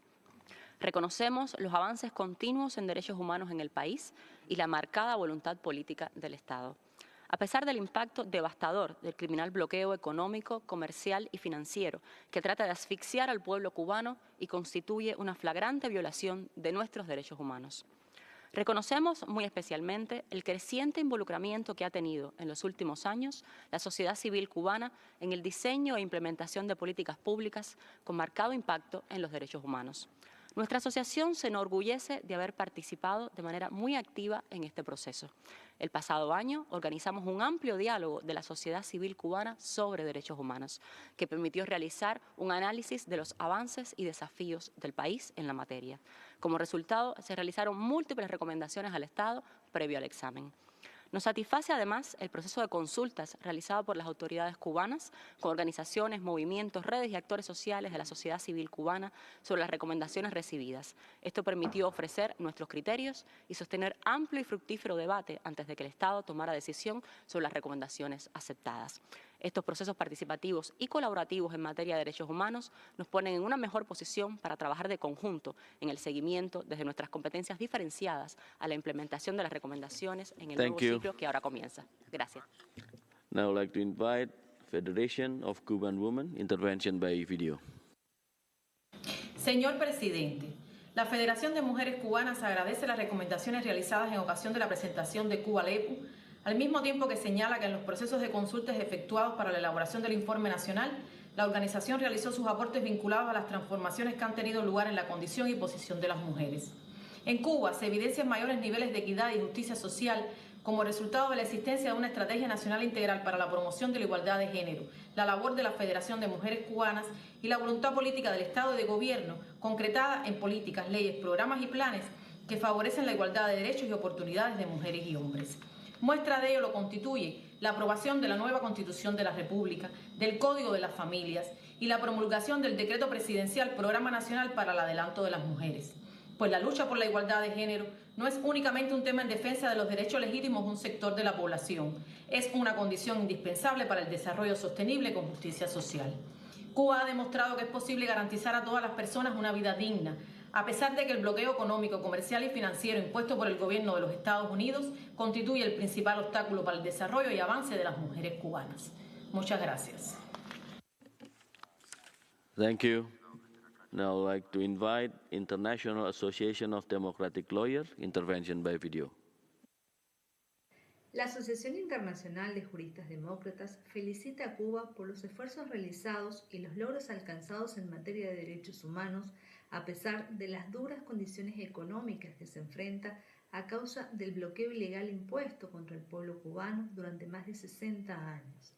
También queremos destacar la imprescindible labor de Cuba en el ámbito de las Naciones Unidas, la cual ha permitido importantes avances en temas fundamentales, como por ejemplo la solidaridad internacional, el derecho a la paz y el derecho a la alimentación.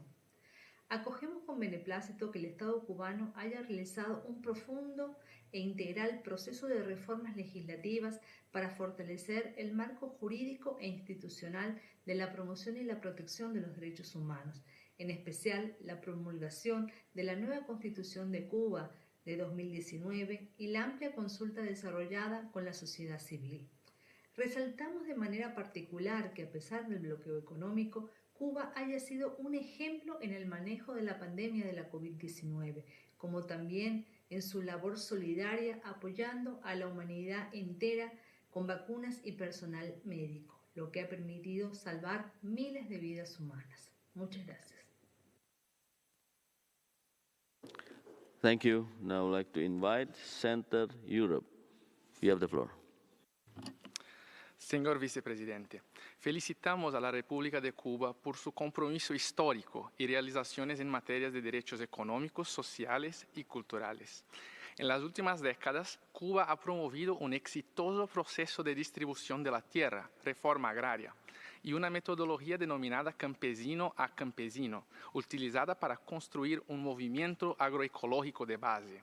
Esto ha permitido aumentar significativamente la contribución de las y los campesinos a la producción nacional de alimentos en Cuba. Se trata de un método participativo, orientado por las necesidades y la cultura de los campesinos locales y basado en los conocimientos campesinos. La difusión de la agroecología ha desembocado, entre otras cosas, en la prohibición de pesticidas y fertilizantes peligrosos en Cuba, lo que ha beneficiado a la biodiversidad y la protección del medio ambiente. Por ende, instamos a Cuba de continuar a consolidar estas prácticas para que puedan contribuir a sostener la seguridad y soberanía alimentarias nacionales y a romper la dependencia de los insumos importados y en tiempos de crisis económica.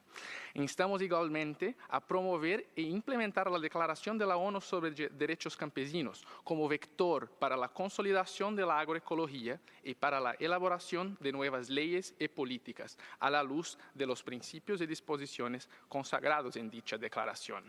En conclusión, señor vicepresidente, es necesario poner fin de manera inmediata y sin condiciones al bloqueo ilegítimo e ilegal de los Estados Unidos contra el pueblo cubano, el cual impacta negativamente, entre otras cosas, a la agricultura y producción de alimentos. Muchísimas gracias. Thank you. Now I would like to invite Center CCPR. You have the floor. By Mi nombre es video. Kirenia Yalit y vengo en representación de un grupo de organizaciones de la sociedad civil independiente de Cuba. Agradecemos las recomendaciones que se han suscitado en el marco del cuarto ciclo del examen periódico universal para el Estado cubano. Reconocemos que el Estado cubano ha aceptado 39 recomendaciones referidas a la prevención y lucha contra la violencia de género, lo cual es de suma necesidad en un país en el que los observatorios independientes, Alastensa y Yo Sí Te Creo, registraron que al menos 89 mujeres fueron asesinadas solamente en el 2023. Sin embargo, el Estado cubano sigue sin reconocer los feminicidios y sin adoptar una ley integral contra la violencia de género, lo que otorga impunidad a los victimarios. Como sociedad civil nos preocupa que a pesar de que el Estado cubano haya aceptado 2 recomendaciones sobre la abolición de la pena de muerte, recientemente el presidente del Tribunal Supremo Popular, Remigio Ferro, la recordó ante una sesión de la Asamblea Nacional del Poder Popular que se transmitía en cadena nacional. Además, nos preocupa que el Estado cubano haya aceptado 7 recomendaciones sobre las garantías de la libertad de expresión, asociación y manifestación. La ciudadanía cubana sigue sufriendo represión, detención arbitraria y desaparición forzada por intentar ejercer el derecho a manifestarse libremente. Entre los días 17 y 19 de marzo de este año, decenas de personas protestaron en varias ciudades del país, particularmente en el oriente. Hasta la fecha se han registrado 10 personas privadas de libertad como consecuencia de la represión de estos días. Es sumamente preocupante que el Estado haya rechazado recomendaciones relacionadas con la privación arbitraria de libertad por el ejercicio legítimo de sus derechos, cuando en Cuba permanecen más de 1.000 personas presas por motivos políticos tras manifestarse el 11 de julio del 2021. Por lo expuesto, pedimos al Consejo monitorear la situación de derechos humanos en Cuba y exigir al Estado el cumplimiento de sus obligaciones y compromisos internacionales. Gracias. Thank you. Now we would like to invite joint statement by International Lesbian and Gay Association by intervention in video. This statement, delivered in partnership with ILGALAC, expresses our gratitude to all stakeholders engaged in the Universal Periodic Review process. We commend member states for the dedicated attention to the human rights situation affecting LGBTI+ individuals in Cuba. We acknowledge the commendable acceptance by the government of all recommendations concerning LGBT issues, particularly those addressing comprehensive sexuality education and combating discrimination based on gender identity and sexual orientation. Cuba's legislative progress, from the 2019 Constitution affirming the right to family formation without discrimination, to the 2022 Code of Families ensuring rights to marriage, adoption, and more, marks significant milestones. However, persistent efforts are required to bolster comprehensive sexuality education, promote transgender rights, and dismantle entrenched homophobic and machismo-driven cultural norms. We eagerly look forward to collaborative endeavors with the government and relevant stakeholders to implement the endorsed recommendations effectively. I thank you, Mr. President. Thank you. Now I would like to invite Maloka Internationale. You have the floor. I didn't see in the room, so I would like to invite United Nations Watch. You have the floor. Muchas gracias, señor presidente. Señor vicepresidente, Cuba debe ser expulsada de este Consejo por sus violaciones graves y sistemáticas a los derechos humanos. Soy Rosa María Payá, represento la iniciativa ciudadana Cuba Decide por el derecho del pueblo cubano a vivir en democracia, derecho que es negado por la Constitución impuesta por los dirigentes en mi país. Así como Rusia fue expulsada, hoy llamamos oficialmente a que se haga lo mismo con Cuba bajo el artículo 8 de la resolución 60251. El gobierno de Cuba es aliado de Rusia en su guerra de agresión a Ucrania y facilita el envío de jóvenes cubanos al ejército ruso. El gobierno cubano emplea el terrorismo de Estado usando los siguientes métodos. Ejecuta extrajudicialmente a sus oponentes, como sentenció la Comisión Interamericana cuando responsabilizó al Estado cubano por el asesinato de mi padre, Osvaldo Payá, y de Harold Cepero. 2. Reprime, encarcela y tortura a los que piensan distinto. Hay más de 1000 personas en prisión en Cuba por manifestar su opinión públicamente, como el líder opositor José Daniel Ferrer, sistemáticamente torturado y en peligro de muerte. Viola los derechos humanos e impide a los cubanos prosperar con el fruto de su trabajo, forzando al pueblo a una profunda crisis humanitaria. Pero, a pesar de la brutal represión, los cubanos están protestando pacíficamente en las calles reclamando el cambio democrático. Instamos a este Consejo a exigirle a los dirigentes cubanos que se sometan a la voluntad soberana de la ciudadanía. Para ello, instamos a la comunidad internacional a exigir que Cuba libere a los presos políticos y respete todas las garantías electorales y los derechos humanos fundamentales con el objetivo de realizar un plebiscito vinculante para cambiar el sistema e iniciar una transición a la democracia. Señor vicepresidente, es hora de ponerse de parte del pueblo cubano y expulsar de este Consejo a la dictadura cubana. Muchas gracias. Thank you. Now I would like to invite International PEN. You have the floor. Merci, Monsieur le Président. Au nom de PEN International, de l'Artist Artist Connection, ARC, du Club PEN des écrivains cubains en exil et de 5 autres organisations, j'ai l'honneur de m'adresser aujourd'hui au Conseil des droits de l'homme concernant le résultat de l'examen périodique universel époux de l'État cubain. Depuis le dernier époux, en 2018, Cuba a fait face à un exode de personnes confrontées à la criminalisation croissante de la liberté d'expression, de la liberté artistique et des protestations sociales, notamment par l'adoption de législations restreignant ces libertés. 2 mois après les manifestations du 11 juillet 2021 à Cuba, PEN International, ARC et ses partenaires ont documenté 39 arrestations d'artistes, 55 artistes et écrivains détenus arbitrairement, placés en résidence surveillée ou faisant l'enquête menée dans le cadre de processus judiciaires illégaux. Par la suite, plus d'une douzaine d'artistes ont été contraints à l'exil et au moins une douzaine restent en détention.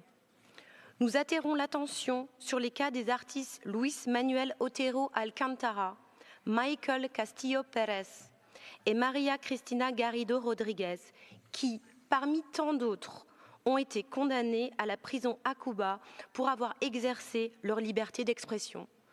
Nous exhortons les États membres des Nations Unies à demander la libération immédiate des artistes et écrivains emprisonnés à Cuba, à mettre fin à l'exil forcé et à presser Cuba à suivre les recommandations des États et à prendre des mesures concrètes pour assurer le plein exercice des droits de l'homme. Je vous remercie de votre attention. Thank you. Now I would like to invite Amnesty International intervention by video. Amnistía Internacional está profundamente preocupada por los continuos desafíos a los derechos humanos en Cuba, particularmente en lo que respecta a la libertad de expresión y de reunión. La respuesta de Cuba a las protestas del 11 y 12 de julio de 2021, incluyendo las masivas encarcelaciones, el uso de detenciones arbitrarias y la implementación de un nuevo código penal que intensifica la censura, indica un preocupante desprecio por las libertades fundamentales. Aunque Cuba aceptó en 2022 la recomendación de asegurar que las personas encarceladas sean tratadas con dignidad y humanidad, de acuerdo con las normas mínimas para el tratamiento de los prisioneros, Amnistía Internacional ha recibido múltiples informes desde entonces de maltrato continuo en las prisiones, violaciones del derecho al debido proceso y el uso de detención incomunicada. Señor presidente, Amnistía Internacional insta a Cuba a liberar de manera inmediata e incondicional a todas las personas detenidas por ejercer su derecho a la libertad de expresión y de reunión pacífica, incluyendo al líder de oposición José Daniel Ferrer García, a los artistas Luis Manuel Otero Alcántara y Michael Osorbo, y a los sacerdotes yorubas y personas presas de conciencia Loreto Hernández García y Donaida Pérez Paseiro. Además, Amnistía Internacional insta a las autoridades cubanas a cesar de someter a activistas de derechos humanos y periodistas a vigilancia y detenciones arbitrarias, incluyendo arresto domiciliario de facto. Cuba también debe derogar los artículos del nuevo Código Penal que criminalizan la disidencia y limitan la libertad de expresión de acuerdo con las recomendaciones que ha recibido.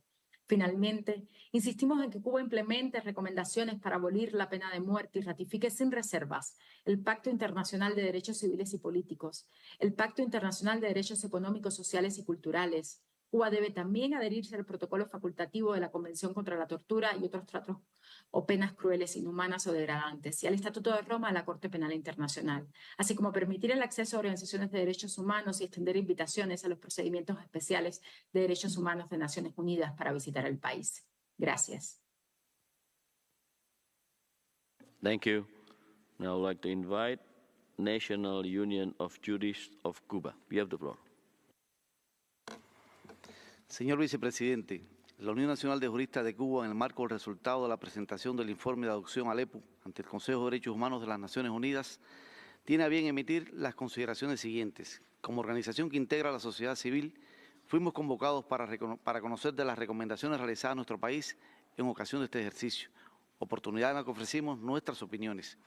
Las 11 sociedades científicas de nuestra ONG han tenido como eje estratégico de su interrelación con los profesionales del derecho asumir el análisis sobre temas de trascendencia para el desarrollo armónico de la sociedad cubana en todas sus manifestaciones, por lo que debates sobre los derechos humanos forman parte de la agenda de trabajo de las sesiones científicas, talleres, diplomados y eventos nacionales e internacionales. Como sociedad civil participamos en los procesos de elaboración de los distintos proyectos de ley que se debaten en el país, para cumplir con lo establecido en la Constitución del 2019. En virtud de ello, apreciamos cómo se ha ido fortaleciendo y desarrollando un verdadero clima de respeto a las libertades y garantías de los ciudadanos en diversas esferas de la vida social. Agradecemos el reconocimiento expresado acerca de los ascensos alcanzados en la protección de derechos y garantías en varias normas jurídicas y al propio tiempo ratificamos en nombre de la Unión Nacional de Juristas de Cuba los avances sostenidos por el Estado cubano en materia de perfeccionamiento y fortalecimiento de su sistema jurídico como elemento indispensable para garantizar la tutela, ejercicio y disfrute de los derechos humanos. Nuestra organización reconoce que existe una firme voluntad estatal de perfeccionar integralmente el ordenamiento jurídico en aras de ofrecer superiores garantías en la promoción, disfrute y protección de derechos e intereses individuales y colectivos. Muchas gracias. Thank you. And this was the last speaker that we could accommodate. Before giving the floor to the delegation of Cuba for concluding remarks, allow me to note that based on the information provided, out of 361 recommendations received, 286 enjoy support of Cuba and 69 are noted. Additional clarification was provided on another 6 recommendations, including which parts of the recommendation were supported and which parts were noted. I now give the floor to His Excellency Ambassador of Cuba for the concluding remark. You have the floor, Ambassador. Muchas gracias, señor vicepresidente. Permítame iniciar estos comentarios finales agradeciendo al personal de la Oficina del Alto Comisionado para los Derechos Humanos que trabaja como Secretaría del EPU por toda su labor seria y profesional en apoyo a los estados que nos presentamos en la pasada sesión del Grupo de Trabajo del EPU. Señor vicepresidente, con la adopción del informe del Grupo de Trabajo del cuarto EPU de Cuba, culmina el proceso de revisión de mi país ante este mecanismo del Consejo de Derechos Humanos. Se abre a partir de este momento una nueva etapa en la que enfatizamos el compromiso de continuar trabajando en el seguimiento a los resultados de este ejercicio y en la aplicación de las 292 recomendaciones que aceptamos, que reiteramos es el 81% del total. El proceso de examen ha permitido reafirmar la posición del Gobierno de Cuba de que solamente una genuina cooperación internacional basada en el diálogo constructivo y respetuoso, con apego a los principios de objetividad, imparcialidad y no selectividad, constituye la vía eficaz para la promoción y protección de todos los derechos humanos. No puede permitirse que este ejercicio se convierta en un espacio utilizado por algunos para lanzar ataques, para escuchar falsas alegaciones de quienes reciben dinero de una potencia extranjera, para intentar subvertir el orden interno del país y para formular recomendaciones que contravienen principios inalienables como la soberanía de los estados o el derecho a la libre determinación. Señor vicepresidente, nuestro Gobierno agradece una vez más a todas las delegaciones y organizaciones de la sociedad civil que han expresado su reconocimiento a los esfuerzos y resultados del país en materia de derechos humanos o han realizado recomendaciones y comentarios constructivos para continuar perfeccionando nuestro sistema en aras de fomentar cada día más el disfrute de todos los derechos humanos por todas las cubanas y cubanos. Los comentarios y recomendaciones dirigidos a cuestionar el sistema político, económico y social establecido libremente por el pueblo cubano son contrarios al ejercicio del derecho a la libre determinación de los pueblos y al espíritu de cooperación y respeto que exige este ejercicio. A sus autores les pedimos que se atengan a los principios y modalidades acordados tanto por la Asamblea General como por el Consejo de Derechos Humanos en virtud de sus respectivas resoluciones 60/251 y 5/1. No obstante, comentarios de esta naturaleza provenientes de mal llamadas organizaciones de la sociedad civil como UN Watch, a la que acabamos de escuchar hoy, no nos sorprenden. En el caso de esta organización, avergüenza su rol como peón del imperialismo internacional, contrario a cuanta causa justa exista en el mundo. Su descrédito en el Consejo es bien conocido. Nadie le hace caso. Tienen una desacreditación notoria. ¿Qué se puede esperar de una organización que apoya el genocidio que se comete actualmente contra la población palestina en la Franja de Gaza? ¿Qué se puede esperar de una organización que cede su espacio a una mercenaria para que actúe como oradora financiada por el gobierno de los Estados Unidos? Existen amplias evidencias de que esta oradora recibe de potencias extranjeras dinero y engorda sus arcas a expensas de lucrar con la causa de los derechos humanos. Sus declaraciones a favor del bloqueo y de una intervención militar en Cuba solo le han procurado el absoluto desprecio de nuestro pueblo. Señor vicepresidente, nuestro país tiene un digno historial en materia de promoción y protección de todos los derechos humanos. La revolución hizo realidad el disfrute de todos los derechos para todas las cubanas y cubanos, comenzando por la materialización por primera vez en su historia de su derecho a la libre determinación y a la dignidad humana. Son principios a los que no renunciaremos y defenderemos siempre. Grandes han sido los esfuerzos realizados para lograr los resultados alcanzados, en medio de muy difíciles condiciones y en particular del impacto negativo del bloqueo genocida de los Estados Unidos contra Cuba, que se ha mantenido y recrudecido por más de 60 años. Mi país continúa comprometido con la decisión irrevocable de avanzar en su desarrollo socialista, independiente, autóctono, democrático, libremente participativo, próspero y sostenible. Nuestro gobierno ha demostrado una inequívoca voluntad de diálogo en todos los temas y con todos los estados, sobre la base del respeto recíproco, la igualdad soberana y el reconocimiento al derecho de libre determinación.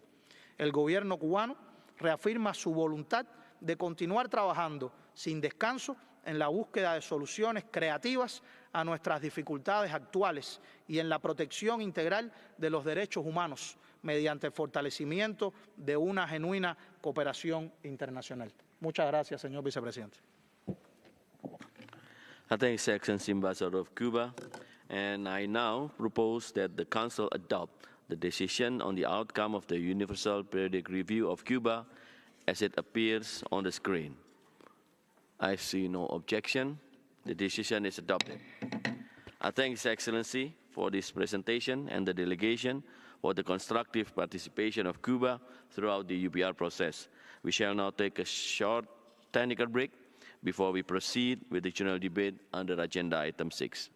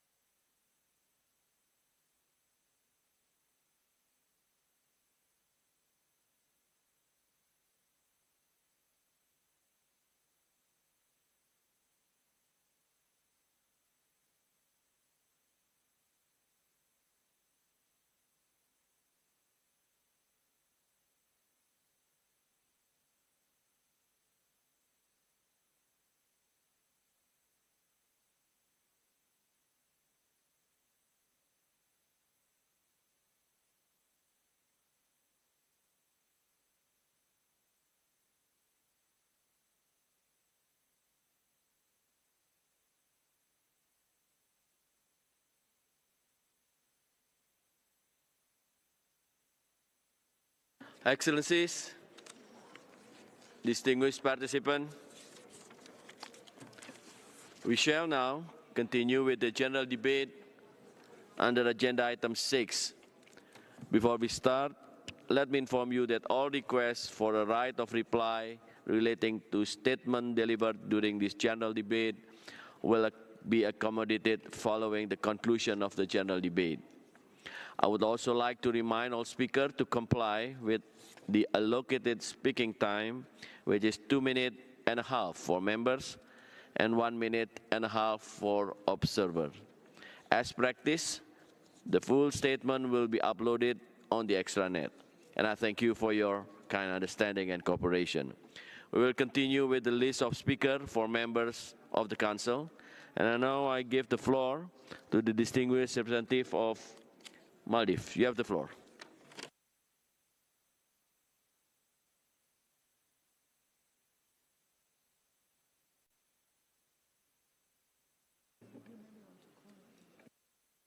Distinguished delegates of Maldives, you have the floor. I'm sorry, I think that's a mistake.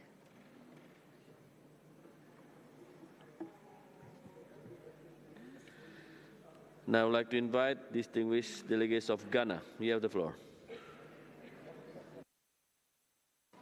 Thank you, Mr. Vice President. Ghana aligns with the statement of the African Group.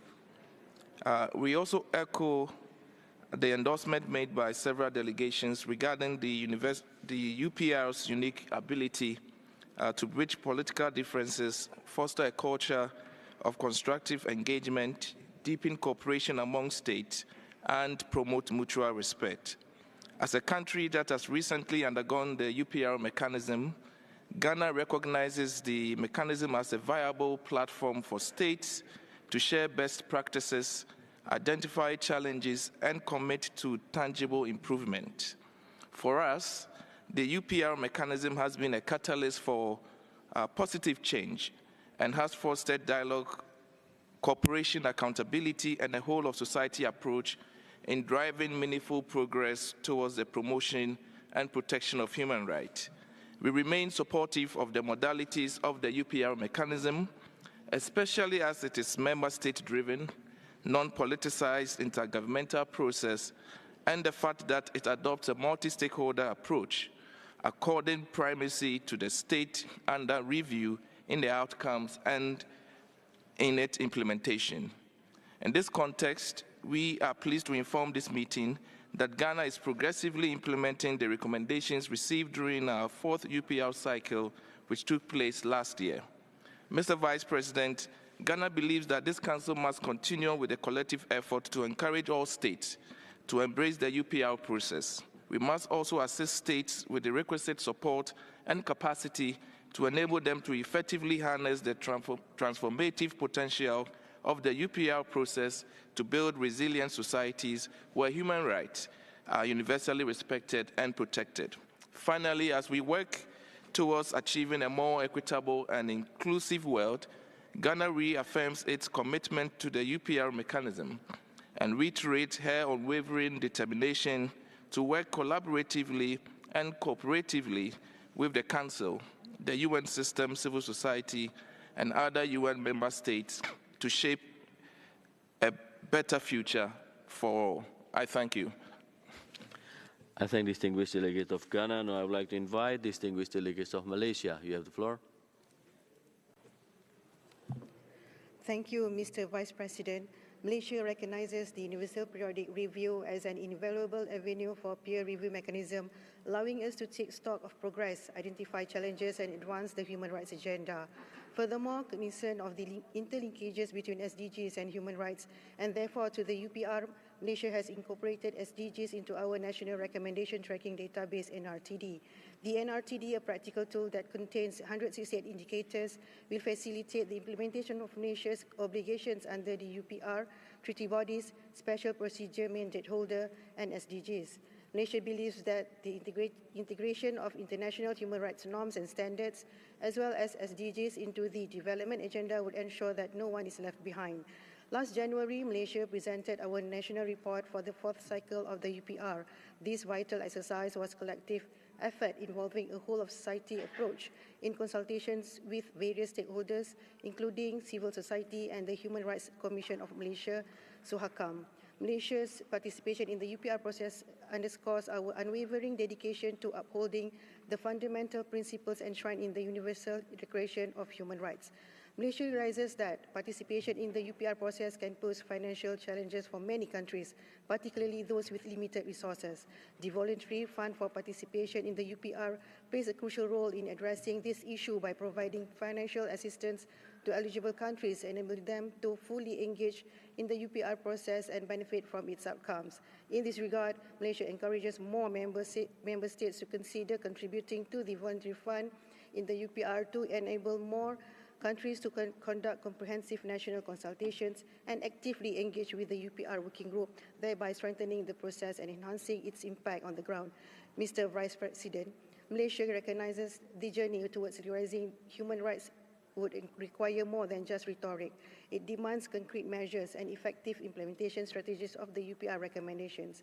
Hence, we believe targeted technical cooperation and capacity building are vital in equipping relevant institutions and stakeholders with necessary tools, knowledge and expertise to effectively address human rights challenges in a practical manner. As a developing country, Malaysia will continue to prioritize human rights with development given that both are mutually reinforcing. To this end, we see the UPR as a bridge between human rights and sustainable development through its holistic and objective approach. Thank you. Thank distinguished delegate of Malaysia. Now I would like to invite distinguished delegate of China. You have the floor. 副主席先生，中方祝贺本届会议有关国家国别人权审议报告获得核可。国别人权审议是各国通过建设性对话与合作，加强人权领域相互了解、促进和保障人权的重要平台，充分体现了平等和相互尊重的精神。作为人权理事会重要机制之一，其运行必须坚持会员国主导，遵循客观、透明、非选择性、建设性、非对抗性、非政治化原则。各国应基于客观事实提出建设性建议，而非借此大搞点名羞辱和政治操弄。国际社会也应在尊重当事国意愿基础上，为最不发达国家和小岛屿发展中国家参加国别人权审议提供支持。国别人权审议自愿基金可发挥更大作用，中方愿就此提供帮助。中方高度重视国别人权审议工作，于今年1月参加了第4轮国别人权审议。收到了来自160多个国家的428条建议。中国政府高度重视各国提出的合理建议，感谢各国为中国人权事业发展贡献宝贵智慧，并正在对上述建议进行仔细研究。在审议期间，中方宣布了将采取的30项人权保障新举措。中方将在立法、司法领域加紧推进落实，努力公正办好每一起民生案，坚持和发展新时代枫桥经验化解纠纷，着力纠正司法人员侵犯律师权利等，更好地全面保障人权。中国将始终以负责和建设性态度参与人权领域国际合作，愿秉持开放、包容、坦诚、合作精神，在交流中相互借鉴，谋求共同进步、共同发展，与国际社会一道，共同推动全球人权治理朝着更加公平、公正、合理的包容的方向发展。谢谢副主席先生。I thank distinguished delegates of China. Now I'd like to invite distinguished delegates of Bangladesh. You have the floor. Thank you, Mr. Vice President. Bangladesh attaches great importance to the UPR mechanism as it has already emerged as a unique peer review process in the promotion and protection of global human rights. Bangladesh views UPR as a useful platform to engage in meaningful dialogue with the member states, civil society, and national human rights institutions.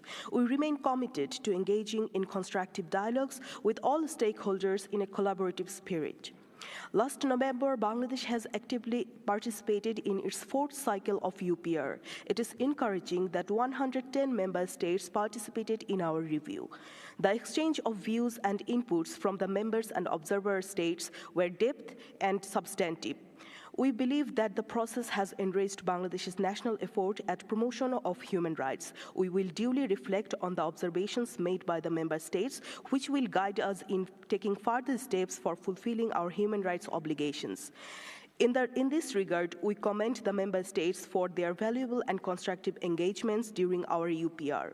Mr. Vice President, on the question of implementation of UPR recommendation, we affirm that the national or domestic mechanisms are best placed to translate them into concrete outcome. The lack of progress on the part of state often has less to do with the lack of willingness, but more a result of capacity constraint. We therefore underline that capacity building and technical assistance proceed together with the review process in consultation with and with the consent of the concerned state. Bangladesh maintains that the UPR mechanism is the crown jewel of this Council. Hence, it should not be tempered with any such attempt as it potentially dilutes the universal support that it currently enjoys. We underline the full respect of the General Assembly Resolution 60/251 and the IP package and strictly adhering to the modalities of UPR process agreed upon therein. Finally, Bangladesh reiterates its full support for the UPR mechanism as an effective tool for UPR promotion, in universal promotion and protection of human rights. I thank you, Mr. Vice President. I thank distinguished delegate of Bangladesh. Now I'd like to invite distinguished delegates of Algeria. You have the floor. شكرا سيدي نائب الرئيس. تجدد الجزائر التزامها الثابت ودعمها المستمر لآلية الاستعراض الدوري الشامل باعتباره فضاء تعاونيا فعالا بين الدول لتبادل الممارسات الفضلى ومنفذا لتشخيص ومجابهة التحديات التي تعيق ترقية وحماية حقوق الإنسان على جميع المستويات.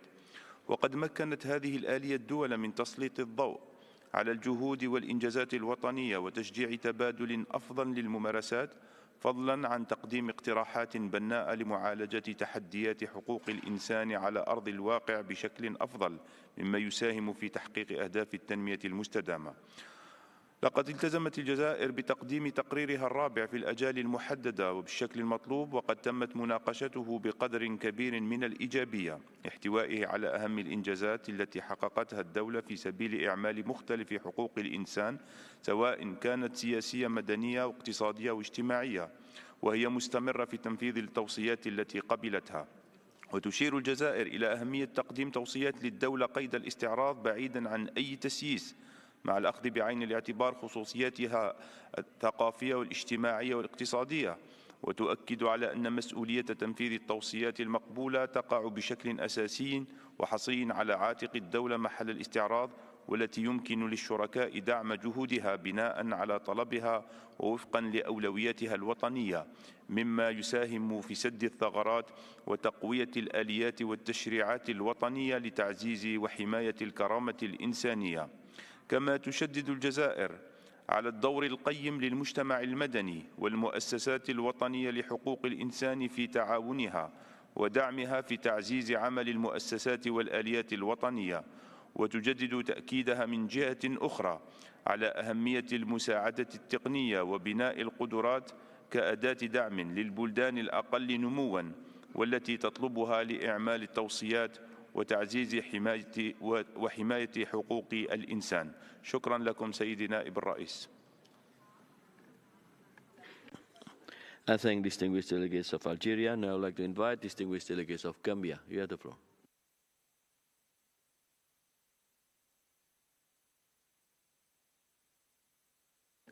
Distinguished delegates of Gambia is not in the room. Now I would like to invite distinguished delegates of India. You have the floor. Mr. Vice President, India continues to firmly believe that the Universal Periodic Review has been the most successful mechanism of Human Rights Council for the promotion and protection of human rights. Its uniqueness stems from being a peer-to-peer instrument that has stayed true to its objectives. The successive cycles of the UPR have contributed to the improvement of the human rights situation on the ground, as well as strengthening of the national institutional and legislative mechanisms aimed at protecting and promoting human rights. UPRs have also provided an opportunity for sharing best practices among member states and have enhanced cooperation among them. It is in this spirit that we have continued to participate in our own review, as well as make constructive suggestions in the review of other countries. Mr. Vice President, the present process and modalities of the UPR enjoy universal support. They ensure active participation of all relevant stakeholders and accord due consideration to the concerned states in the outcome of the review, especially in its implementation, taking into account their respective social, political, and economic circumstances. We believe that the modalities of the review should remain unchanged. It must continue to be a states-driven, action-oriented, and intergovernmental process conducted in an objective, transparent, non-selective, constructive, non-confrontational, and non-politicized manner. The lack of progress on part of states to implement UPR recommendations has less to do with the lack of willingness, but more a result of lack of capacity to achieve identified targets. Therefore, greater emphasis needs to be placed on technical assistance and capacity building in consultation with and with the consent of states concerned for improving the human rights situation on the ground. India has been a contributor to the Voluntary Fund for financial and technical assistance in the implementation of the UPR, and we will continue to remain so. We encourage other member states to also contribute to this fund and accordingly strengthen the process of UPR. Thank you. I thank distinguished delegates of India. Now I would like to invite distinguished delegates of Indonesia. You have the floor. Mr. Vice President, Indonesia reaffirms its unwavering support for the UPR and underscores the significance of preserving UPR as the most effective and constructive platform within the Human Rights Council framework. The importance of this mechanism lies not only in its universality, but also in its capacity to foster dialogue and cooperation rather than confrontation. It facilitates intergovernmental collaboration in the assessment and improvement of human rights situation in every country on an equal basis. Maintaining UPR means that the process should be grounded in objectivity, drawing upon reliable data and respect the sovereignty of states, including their political, economic, and cultural particularities. Mr. Vice President, being one of the core group members of the Human Rights Council resolution on enhancement of technical cooperation and capacity building in the fields of human rights, Indonesia believes in the importance of technical assistance for the full implementation of the UPR accepted recommendations upon the request and consent of the countries concerned. We therefore encourage states and relevant UN agencies to continue providing necessary technical assistance and capacity building to the requesting states. States can also take advantage of various platforms available, including South-South and triangular cooperation, in developing their national capacity for an effective implementation of the UPR accepted recommendations. To further support states in finding potential technical cooperation and capacity building activities, we also look forward to the development of an online repository concerning this matter as mandated by the HRC Resolution 54/8. In conclusion, Indonesia calls for continued and strengthened support for UPR and safeguard this vital mechanism from any misuse that is away from voluntary self-assessment and reflection of human rights in our respective countries. Thank you. I thank distinguished delegates of Indonesia. Now I'd like to invite distinguished delegates of Georgia. You have the floor. Thank you, Mr. Vice President. At the outset, let me reiterate Georgia's commitment to human rights protection and full support to the UPR mechanism of the Human Rights Council. Today, I would like to update you on the recent developments regarding a national human rights strategy and the corresponding action plan, which Georgia implemented in response to the recommendations accepted during the third cycle of the UPR. In March 2023, the Parliament of Georgia, upon submission by the Government of Georgia, adopted the second national strategy for the protection of human rights. It derives from the first national strategy and covers the period of 2022-2030. As a follow-up, in December 2023, the Government of Georgia adopted the Action Plan for Protection of Human Rights for 2024-2026, which aims to implement the second national strategy for the protection of human rights. The strategy, which is the comprehensive document, was developed with the participation of international organizations and the non-governmental sector. In order to ensure participation of relevant representatives in the development process of the second consecutive national strategy of human rights, the government established a high-level interagency working group, which was assigned to regularly cooperate with international and local non-governmental organizations in the process of developing the document. International and local experts were involved in the process from the very first stage of the strategy development. The action plan covers a wide range of human rights protection activities. Similar to the strategy, the development of the action plan was guided by input from the civil sector and other stakeholders and was coordinated by the government's administration. We stand ready to proceed in a good faith in respect of other recommendations and in a close dialogue with all relevant stakeholders. I thank you, Mr. Vice President. I thank the distinguished delegate of Georgia. Now I would like to invite distinguished delegate of Cameroon. You have the floor. Merci, Monsieur le Président. Monsieur le Président, le Cameroun s'aligne aux déclarations de ses groupes d'appartenance. Pour le Cameroun, l'examen périodique universel est un mécanisme important du Conseil qui permet une évaluation régulière de la situation des droits de l'homme dans tous les États membres de l'ONU, sans exception. Il est, pour ce faire, un outil important de garantie de l'universalité des droits de l'homme dans leur application, mais également de transparence et d'ouverture, avec la participation de plusieurs parties prenantes, y compris les acteurs non étatiques tels que les organisations de la société civile, favorisant un dialogue constructif et inclusif sur les questions des droits de l'homme. Mon pays félicite tous les États ayant été examinés lors de cette 44e session du groupe de travail de l'EPU, dont les rapports finaux viennent d'être adoptés lors de la présente session du Conseil. Cet exercice a permis de mettre en lumière les efforts importants déployés par les 14 États membres concernés depuis le dernier cycle dans le domaine des droits de l'homme. Je m'abstiens de les citer. Le Cameroun fait partie. Les recommandations formulées lors de l'EPU sont basées sur un processus objectif et non sélectif, ce qui contribue à renforcer l'universalité et l'impartialité du mécanisme.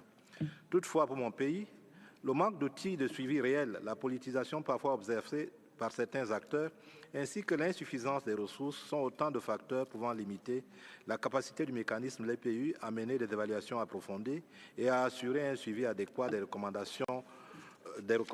Aussi, le Cameroun pense-t-il qu'il est essentiel de renforcer les mécanismes de suivi pour garantir une mise en œuvre effective des recommandations de l'EPU librement acceptées. Cela pourrait impliquer la création de mécanismes de suivi indépendants et la fourniture d'une assistance technique et financière aux États membres. Des efforts supplémentaires peuvent être déployés pour garantir que le processus de l'EPU reste impartial et transparent, en évitant toute politisation et en assurant une participation significative de toutes les parties prenantes. Il est également nécessaire de fournir des ressources adéquates au mécanisme de l'EPU afin de garantir son efficacité et sa pérennité à long terme. Cela pourrait impliquer un soutien financier accru de la part des États membres et d'autres acteurs internationaux. Enfin, mon pays est convaincu qu'en mettant en œuvre ces améliorations et en surmontant ces faiblesses existantes, l'EPU pourrait jouer un rôle encore plus significatif dans la protection, la promotion des droits de l'homme à l'échelle du monde. Je vous remercie. I thank His Excellency Ambassador of Cameroon. Now I would like to invite distinguished delegates of Malawi. You have the floor.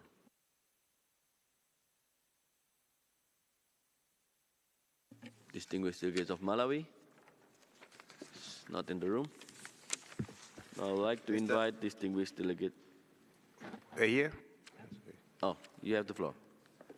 Mr. Vice President, Malawi welcomes this general debate on the Universal Periodic Review. The UPR is a useful tool in the promotion and protection of human rights. Following our third cycle review in 2020, we are progressively implementing the recommendation we received. This process began with the development of an implementation plan, which involved key stakeholders such as various ministries, departments, agencies, and civil society organizations. Malawi has also linked the UPR recommendation to ongoing processes such as Malawi 2063 and implementation of a UN and the AU treaty body recommendation. We have started the process of preparing for a national report for the fourth cycle, which is due in September 2025. I thank you. I thank distinguished delegates of Malawi. Now I would like to invite distinguished delegates of Libya. You have the floor. شكرا سيد نائب الرئيس. انضم وفد بلادي إلى بيانات المجموعات التي ينتمي إليها ويرحب بآلية الاستعراض الدوري الشامل التابع لمجلس حقوق الإنسان كونها فرصة فريدة لاستعراض سجلات حقوق الإنسان الخاصة بجميع الدول الأعضاء في الأمم المتحدة وخاصة بالجهود التي تبذلها الدول التي تكون قيد الاستعراض من خلال مشاركتها الفعالة واطلاع جميع الدول على مبادراتها وبرامجها الرامية لتعزيز حالة حقوق الإنسان والنهوض بها. تدعو بلاد الدول الأعضاء عند تقديم توصياتها للدول قيد الاستعراض أهمية الأخذ بعين الاعتبار خصوصياتها لا سيما الثقافية والاجتماعية والاقتصادية منها، وتؤكد على أن مسؤولية تنفيذ التوصيات المقبولة تقع بشكل أساسي وحصري على عاتق الدولة محل الاستعراض، والتي يمكن للشركاء دعم جهودها بناء على طلبها ووفقا لأولوياتها الوطنية. وتؤكد على ضرورة استمرار عملية الاستعراض الدولي الشامل على أساس من الحياد والتقارب والموضوعية على نحو يكفل شمولية التطبيق والمساواة في المعاملة بين كافة الدول وبعيدا عن أي تسييس. تقدر بلادي الدور القيم للمجتمع المدني والمؤسسات الوطنية لحقوق الإنسان في تعاونها ودعمها في تعزيز عمل المؤسسات والآليات الوطنية، وتؤكد على أهمية المساعدة التقنية وبناء القدرات كأداة دعم لا غنى عنها لأعمال التوصيات وتعزيز وحماية حقوق الإنسان. وفي الختام تؤكد بلادي أن نجاح عملية الاستعراض آلية الاستعراض الدوري الشامل تعتمد على تضافر جهود الأممية والوطنية وإحكام التنسيق بينها، حيث تستجيب هذه الآلية لاحتياجات الدول وتطلعاتها في النهوض بمنظومة حقوق الإنسان فيها، وتؤكد أيضا التزامها بالاستمرار في تعاونها وانخراطها الإيجابي مع كافة آليات المجلس. شكرا للسيد نائب الرئيس. Thank you. Now I would like to invite distinguished delegates of Egypt. You have the floor. السيد نائب الرئيس، تثمن مصر الدور الهام لآلية الاستعراض الدوري الشامل في مساعدة الدول على تعزيز وحماية حقوق الإنسان، وذلك من خلال انتهاج حوار بناء يراعي خصوصيات كل دولة والتحديات التي تواجهها ويركز على احتياجات الدول وأولوياتها. وفي هذا الإطار تعتز مصر بتقديم تقريرها الثالث للجولة الاستعراض الدوري الشامل، وكذا بالمناقشات البناءة في إطار الآلية والتي تهدف لتعزيز وحماية حقوق الإنسان، كما ستخضع مصر للجولة الرابعة من الاستعراض الدوري الشامل في يناير 2025. وانطلاقا من حرص مصر على تنفيذ التوصيات المقدمة لها في إطار آلية الاستعراض الدوري الشامل والآليات الأخرى الدولية لحقوق الإنسان والتي تتسق مع التزامات مصر الدولية والوطنية، فإنه يتم حاليا بحث إمكانية تنفيذ منصة إلكترونية لمتابعة تنفيذ تلك التوصيات. وختاما نعيد التأكيد على أهمية التزام جميع الأطراف بالموضوعية وتجنب الانتقائية أو التسييس لدى تناول قضايا حقوق الإنسان على مستوى متعدد الأطراف، كما نؤكد على الدور الهام لآليات المجلس في دعم الجهود الوطنية للدول من أجل تعزيز دور الآليات الوطنية المعنية بتعزيز وحماية حقوق الإنسان في إطار من التعاون البناء. شكرا السيد نائب الرئيس. I thank distinguished delegates of Egypt. Now I'd like to invite distinguished delegates of Iran. You have the floor. Mr. Vice President, the Islamic Republic of Iran aligns itself with the statement delivered by the group to which it belongs. The significant role of the Universal Periodic Review as the sole international mechanism facilitating cooperation to address human rights concerns, challenges, and best practices across all UN member states equitably merit recognition and enhancement. The UPR mechanism was established to embody objectivity, transparency, constructiveness, non-selectivity, cooperation, and non-politicization. Hence, it must be safeguarded against any potential misuse or manipulation. The Islamic Republic of Iran places great importance on this mechanism and actively contributes to it, maintaining a principled stand in supporting it as an impartial and fair process. The UPR mechanism has the potential to enhance trust among states participating in the human rights process and, importantly, encourage local authorities within the countries to engage in this process. It's often observed that the set of recommendations presented during the UPR sessions for a country creates a minimum balance concerning all human rights, though this balance hasn't reached its full potential yet. This equilibrium can assist states in addressing various human rights issues within their borders in a balanced and equitable manner. I thank you, Mr. Vice President. I thank distinguished delegates of Iran. Now I would like to invite distinguished delegates of Iraq. You have the floor.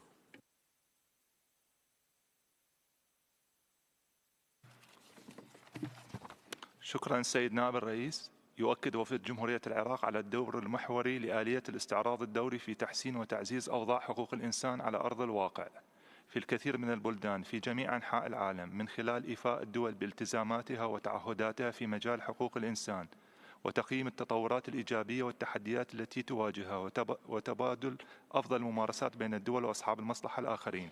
وفي هذا السياق يشدد وفد بلادي على أهمية استمرار عمل آلية الاستعراض الدوري الشامل بصيغتها الحكومية الدولية الحالية، والتي تستند إلى الحوار التفاعلي مع البلد المعني بعيدا عن الانتقائية والمعايير المزدوجة والتسييس. السيد نائب الرئيس، ينبغي أن يتسم العمل المستقبلي لآلية الاستعراض الدوري الشامل بروح الحوار والمشاركة البناءة، وأن تكون التوصيات المقدمة للدول قيد الاستعراض موضوعية تحترم الخصوصية الوطنية والثقافية والدينية لكل دولة وتراعي إمكانياتها المتباينة والتحديات التي تواجهها. ختاما، يجدد وفد جمهورية العراق دعمه لآلية الاستعراض الدوري الشامل، ويؤكد التزامه بمواصلة تنفيذ التوصيات التي قبلها وفقا لاحتياجاته الوطنية والتزاماته الدولية ذات الصلة بتعزيز وحماية حقوق الإنسان. شكرا سيد نائب الرئيس. I thank distinguished delegates of Iraq. Now I'd like to invite distinguished delegates of Venezuela. You have the floor. Gracias, vicepresidente. Venezuela se asocia a las declaraciones de la delegación de Uganda en nombre del MNUAL y de la delegación de Siria en nombre del LNG. Reiteramos nuestro firme apoyo al mecanismo del examen periódico universal, el cual ha demostrado de manera fehaciente su plena efectividad en la promoción y protección de los derechos humanos. El EPU posibilita que los países voluntariamente y en pie de igualdad expongan al mundo sus logros y desafíos en el ámbito de los derechos humanos, en cuyo abordaje deben siempre respetarse las particularidades de cada país. Se trata de un proceso que garantiza la universalidad del examen bajo los principios de igualdad de trato, respeto a la soberanía y a la no injerencia en los asuntos internos de los Estados. Rechazamos la imposición de mecanismos injerencistas y politizados promovidos por algunas potencias en este Consejo, como las resoluciones contra países, cuya ineficacia histórica está más que comprobada. Señor vicepresidente, el EPU ha señalado el camino a seguir frente a quienes pretenden imponer sus políticas de dominación y de doble moral, manipulando el discurso de los derechos humanos en contra de los países del sur. Insistimos en la necesidad de abordar la protección de los derechos humanos en el mundo a través del diálogo genuino y de la cooperación en el marco del multilateralismo, sin politización, selectividad ni dobles raseros. Muchas gracias. I thank distinguished delegates of Venezuela. Now I'd like to invite distinguished delegates of Senegal. You have the floor.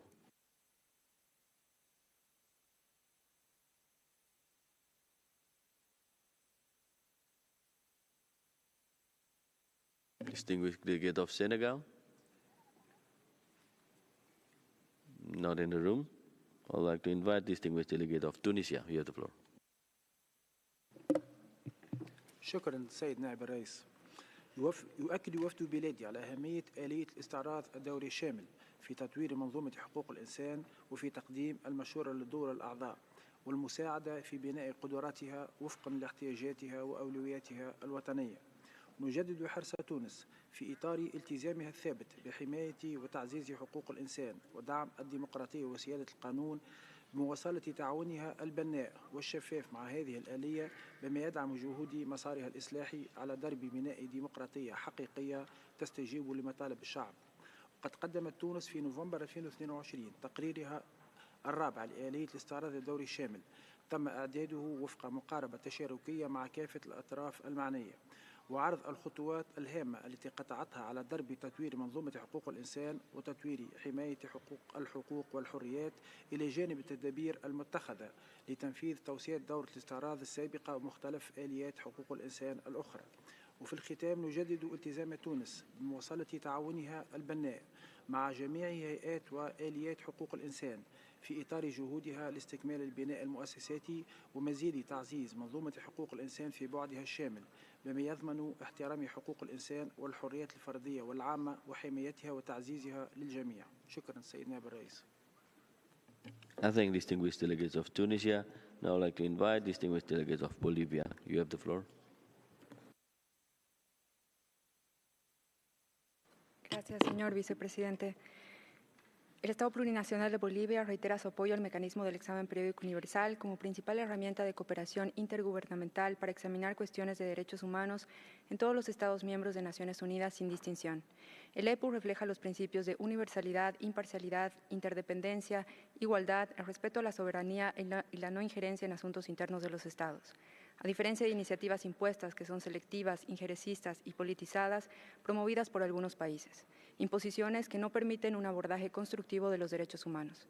Este mecanismo permite sostener un diálogo interactivo con los Estados y que estos expongan al Consejo sus desafíos en materia de derechos humanos, pero también sus logros. Esto permite abordar en su diversidad y realidad las necesidades y capacidades del país bajo examen de forma constructiva y transparente y permite a los países que así lo requieran identificar ámbitos y solicitar asistencia técnica y de desarrollo de capacidades para poder alcanzar los objetivos que se han planteado en el examen. Señor Vicepresidente, Bolivia reafirma su espíritu de cooperación e interacción con todos los mecanismos internacionales de protección de derechos humanos de Naciones Unidas y reiteramos la valía del EPU para contribuir efectivamente a mejorar la promoción y protección de los derechos humanos de todas las personas en el mundo. Muchas gracias. I thank distinguished delegates of Bolivia. Now I would like to invite distinguished delegates of Ethiopia. You have the floor. Thank you, Mr. Vice President. Ethiopia reaffirms its strong support for the Universal Periodic Review as a cooperative intergovernmental mechanism dedicated to the protection and promotion of human rights based on the principles inter alia of universality, interdependence, and indivisibility of human rights. The UPR mechanism is a creative platform for states to engage genuinely to cooperate internationally to show the national efforts and achievements. The mechanism to be more effective and implementable on the ground, it must be less political and focused on objective measurements. To this effect, we encourage participating delegations to engage by providing constructive recommendations and recognizing the efforts of the countries examined by the periodic review. While recognizing the UPR voluntary fund, we also encourage for the establishment of a mechanism to the follow-up of the implementation of accepted recommendations, where it provides also financial and technical support to strengthen the efforts of states, mainly of SIDS and LDCs countries. Finally, Ethiopia reiterates its full support for the UPR as the only intergovernmental mechanism dedicated to equal treatment of all UN member states. I thank you. Thank distinguished delegates of Ethiopia. Now I'd like to invite distinguished delegates of Azerbaijan. You have the floor. Thank you, Mr. Vice President. Azerbaijan attached great importance to the Universal Periodic Review as an important mechanism to examine human rights issues at national level in UN member states on an equal footing. We believe that the principles of universal coverage and equal treatment of states are the essential basis for conducting the review, and they should remain as such. By reviewing UN member states in an equal manner, the UPR process significantly contributes to the improvement of the human rights situations in all countries and serves to the understanding of positive developments and challenges faced by states. Being a part of the core international human rights instruments, Azerbaijan is committed to the UPR process and has gone successfully through 3 UPR cycles. The fourth periodic review of Azerbaijan was conducted in November last year, and the outcome of the UPR of Azerbaijan was adopted by consensus by the Human Rights Council just yesterday on 25 March 2024 during its 43rd meeting. In conclusion, we would like to reiterate our support for Universal Periodic Review and our readiness for cooperation and open dialogue within this mechanism. Thank you. I thank distinguished delegate of Azerbaijan. I would like to invite distinguished delegates of Uganda. You have the floor. Mr. Vice President, Uganda aligns with the statements of the African, NAM, and OIC groups. Uganda's delegation applauds the Universal Periodic Review as one of this Council's most constructive, interactive, and successful human rights mechanisms. On this premise, we are proud to continue actively participating in our country's periodic reviews and the reviews of other states. We have learned from first-hand experience that this review accords us an opportunity to be positively guided by our peers after sharing the record of our human rights. This mechanism has also allowed us to examine our commitments, especially the recommendations we accept, and self-assess our success in promoting and protecting the human rights of our people. We are implementing the recommendations within our national realities and remain committed to participating in the next cycle. Until then, we will continue cooperating with the UPR mechanism to promote and protect the human rights of all our people. I thank you. I thank distinguished delegates of Uganda. Now I would like to invite distinguished delegates of United Republic of Tanzania. You have the floor. Thank you, Mr. Vice President. The United Republic of Tanzania aligns itself with the statement made by Gambia on behalf of African Group. We believe the UPR mechanism is a great platform for member states to share experience and engage constructively with each other on the implementation of human rights. The United Republic of Tanzania has participated in all the UPR cycles to date and has always held free and open discussion with its peers while explaining the achievement, best practice, challenges, and effort to address the challenges. Furthermore, we support the objectives of the Voluntary Fund for Participation in the UPR mechanism, as it has been key in building capacity of states in preparation for their UPR. In conclusion, the United Republic of Tanzania wishes to reiterate its commitment to the UPR process. I thank you. I thank distinguished delegates of United Republic of Tanzania. Now I would like to invite distinguished delegate of United Nations Population Fund. You have the floor. Thank you, Chair. UNFPA welcomes the adoption of the UPR reports and the numerous human rights recommendations reinforcing the commitments made by states at the International Conference on Population and Development. The adoption of these reports marks a significant step forward in the collective efforts to protect and promote all human rights and underscores the international community's actions to advance the rights and well-being of every individual, with a focus on the most marginalized and vulnerable populations. UNFPA is keen to collaborate with member states, civil society organizations, and other stakeholders to translate these recommendations into tangible actions, leaving no one behind, in a world with zero preventable maternal deaths, zero unmet need for family planning, and zero gender-based violence of any kind. We recognize the important role played by government-led mechanisms in implementing human rights recommendations, including from the UPR. This year, to better understand the role of UN agencies in support of these mechanisms, UNFPA is conducting a global assessment on its engagement with national mechanisms for implementation, reporting, and follow-up, the NMIRFs. UNFPA reaffirms its support and welcomes the initiatives for a global network of NMIRFs, which will facilitate the sharing of good practices and promote self-cooperation, both in terms of governance and implementation of human rights recommendations. UNFPA stands ready to support governments and national partners in ensuring the integration of ICPD-related recommendations into policies and programs at the national level. Thank you. I thank distinguished delegate of UNFPA, and I would like to invite distinguished delegate of Cambodia. You have the floor. Mr. Vice President, Cambodia supports UPR process as a constructive dialogue with our citizens, CSOs, and fellow member states on our achievements and challenges in spheres of human rights.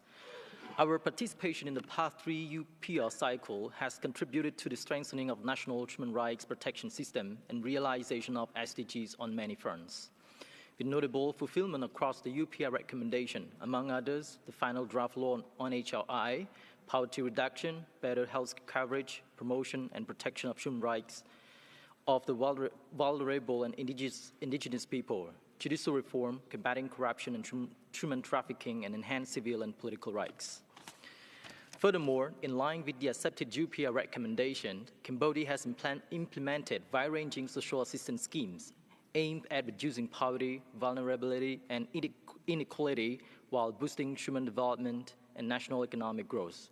The programs include school feeding, scholarship, cash assistance for pregnant women, new mothers, people with disabilities, and vulnerable people, as well as social security fund for both public and private sectors.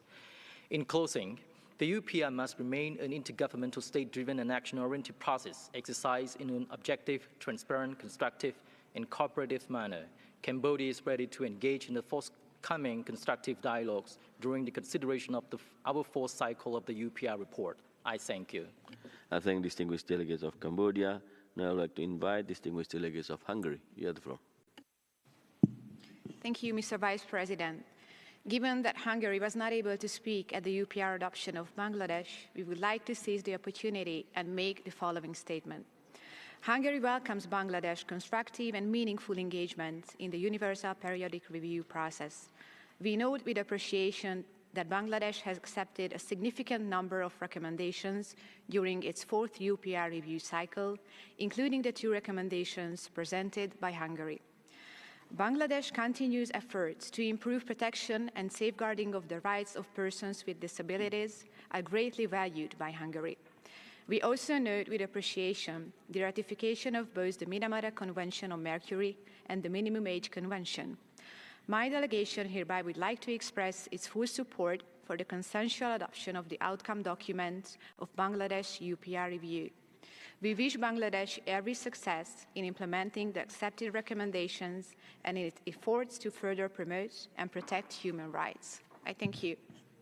I thank distinguished delegate of Hungary. Now I would like to invite distinguished delegate of Armenia. You have the floor.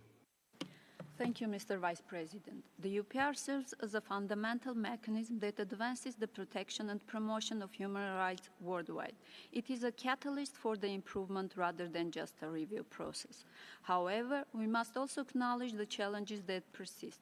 Human rights violations continue to occur, including in our region, mostly affecting vulnerable and indigenous populations and undermining the principles of equality, justice, and freedom. The concerns raised should not limit solely to the UPR sessions, rather should extend to the whole human rights machinery. Single references can hardly be precursors for change. It is only through coordinated and concerted efforts that the human rights can be upheld. Armenia's contribution to this end includes the initiation of the resolution on strengthening the voluntary funds for the Universal Periodic Review mechanism of the Human Rights Council in the core group with Argentina, Fiji, Norway, Pakistan, and South Africa.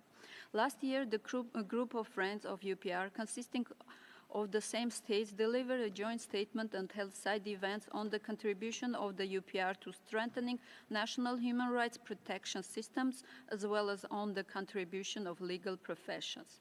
Thank you. I thank distinguished delegates of Armenia. Now I would like to invite distinguished delegate of United Nations Human Settlement Program by video. UN Habitat welcomes the reports and recommendations of the Universal Periodic Review that consider the right to adequate housing as part of the right to an adequate standard of living. In particular, UN Habitat welcomes the reports of Canada and Djibouti, which describe the importance of adequate housing, including its relationship to the achievement of many other rights. The consideration of those experiencing vulnerabilities is particularly appreciated. Among others, migrants, indigenous communities, women, children, young people, and persons with disabilities often face significant challenges in securing adequate housing. They also have specific needs in the different elements of adequate housing, such as the availability of services, location, and cultural appropriateness. We note that adequate housing does not feature prominently in a number of reports, despite almost all member states reporting to other forums that the provision of adequate housing is a major challenge or even a crisis. We are aware that many member states are making efforts for the provision of adequate housing and encourage them to recognize these within the human rights framework. As a custodian for SDG indicators relating to land and housing, we note that while progress is being made in some areas, the overall proportion of those with security of tenure is declining. This threatens livelihoods, undermines social protection, and frequently also presents a challenge to peace and security. Thank you. We shall now turn to the list of speakers for national human rights institutions and non-governmental organizations. I would like to invite UPR Info. You have the floor. President, we welcome the release of the Zero Draft of the Pact for the Future in January 2024 and the upcoming Civil Society Conference in May as a crucial step in laying the foundation for adopting the Pact for the Future. We believe that we must recognize in the Pact the critical role played by mechanisms such as the UPR. With its universal scope encompassing all human rights across the 193 UN member states, the UPR stands as a cornerstone of multilateralism. By fostering collaboration among states between the three branches of the state and civil society, the UPR can effectively contribute to realizing the commitment outlined in the Pact. Amongst others, the UPR offers states an opportunity to advance the 2030 agenda and fostering cooperation on human rights and development issues. More than just commitment, the upcoming Summit for the Futures offers a chance to define action for a more just and peaceful world, guided by the principle of equity, solidarity, and universality. Concrete proposals and greater civil society participation are vital to turn pledges into real changes. Strengthening human rights, fostering democratic governance, and addressing root causes of human rights violation will enhance the Pact for the Future's ability to address global challenges. I thank you. Thank you. Now I would like to invite Cuban United Nations Association. You have the floor. Gracias, señor presidente. Resulta casi unánime el criterio de que el examen periódico universal ha sido un mecanismo eficiente para evaluar la situación de derechos humanos de todos los países en igualdad de condiciones. Resulta lamentable que algunos sectores traten todavía de desvirtuar el espíritu constructivo y de cooperación del EPU para convertirlo en un espacio más de confrontación y politización que ya sobran en este órgano. La Asociación Cubana de las Naciones Unidas se enorgullece de haber contribuido en estos 4 ciclos del EPU, aportando nuestra visión sobre la situación de derechos humanos en Cuba y también sobre otros países. Junto a muchas otras organizaciones de la sociedad civil cubana, damos estrecho seguimiento desde nuestras competencias diferenciadas al cumplimiento por parte del Estado cubano de las recomendaciones aceptadas. Como parte de este proceso, realizamos el diálogo de la sociedad civil cubana sobre derechos humanos con la participación de más de un centenario de organizaciones, movimientos, redes y actores sociales de prácticamente todos los ámbitos de nuestra sociedad. Agradecemos y reconocemos las consultas realizadas por el Estado con un amplio espectro de la sociedad civil para escuchar nuestras propuestas sobre las recomendaciones recibidas. Fue un espacio para intercambiar valiosas experiencias. De manera crítica y con voz propia se analizaron los avances y retos del país en materia de derechos humanos, que permitan continuar avanzando hacia un nuevo ciclo de examen con el objetivo común de la promoción y protección de todos los derechos humanos para todos en Cuba. Muchas gracias.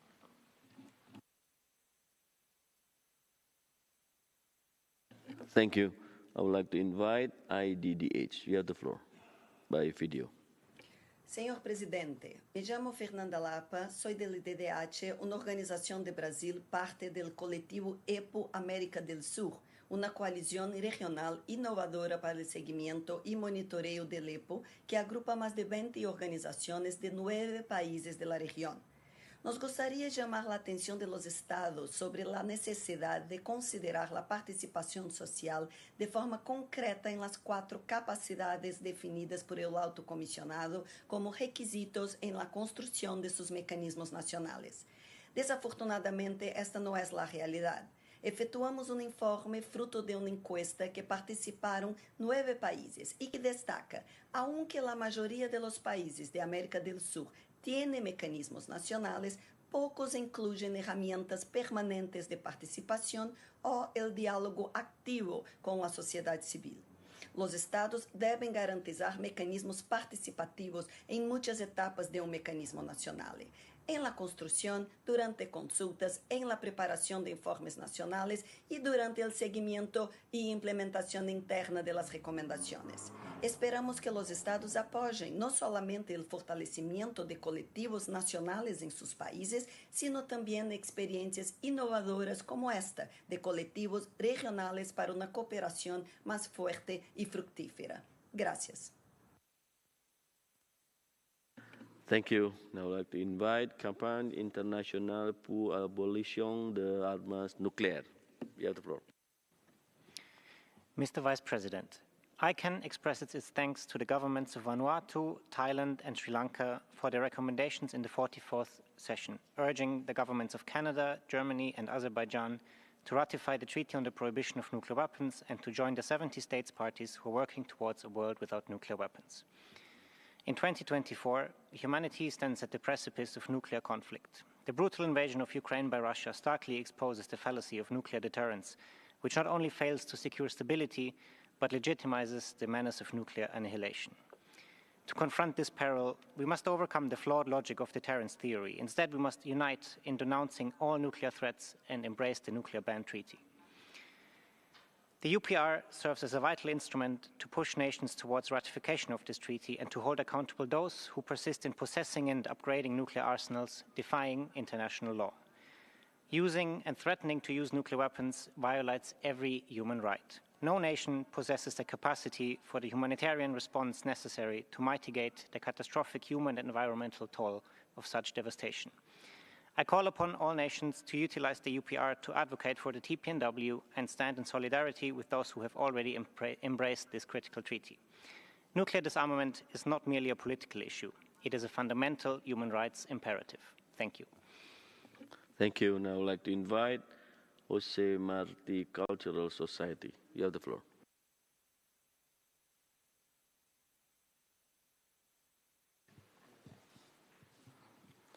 Señor Vicepresidente, en la Sociedad Cultural José Martí consideramos que el examen periódico universal EPU es un mecanismo muy significativo por su carácter verdaderamente universal y no discriminatorio que contribuye a visibilizar todo tipo de realidades que nos ayudan a conocernos y a conectarnos mejor como seres humanos, y que la sociedad civil cubana se suma a todas las iniciativas que protegen su carácter legítimo y constructivo.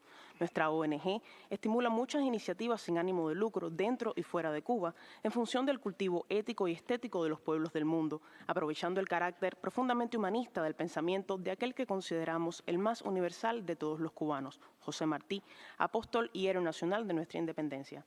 El estudio de su obra y el compromiso con su ejemplo llevan a la sociedad cultural a conocer amigos y amigas, hermanos y hermanas que viven en las más diversas circunstancias. Nosotros atesoramos estas experiencias y apreciamos también la participación de nuestras decenas de miles de afiliados en actividades relativas a derechos humanos organizadas por la sociedad civil en el territorio cubano y más allá.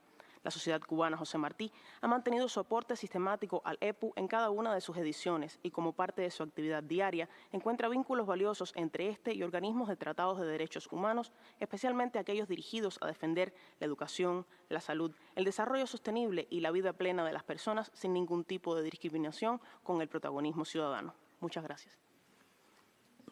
Thank you. I would like to invite International Catholic Church Bureau by video.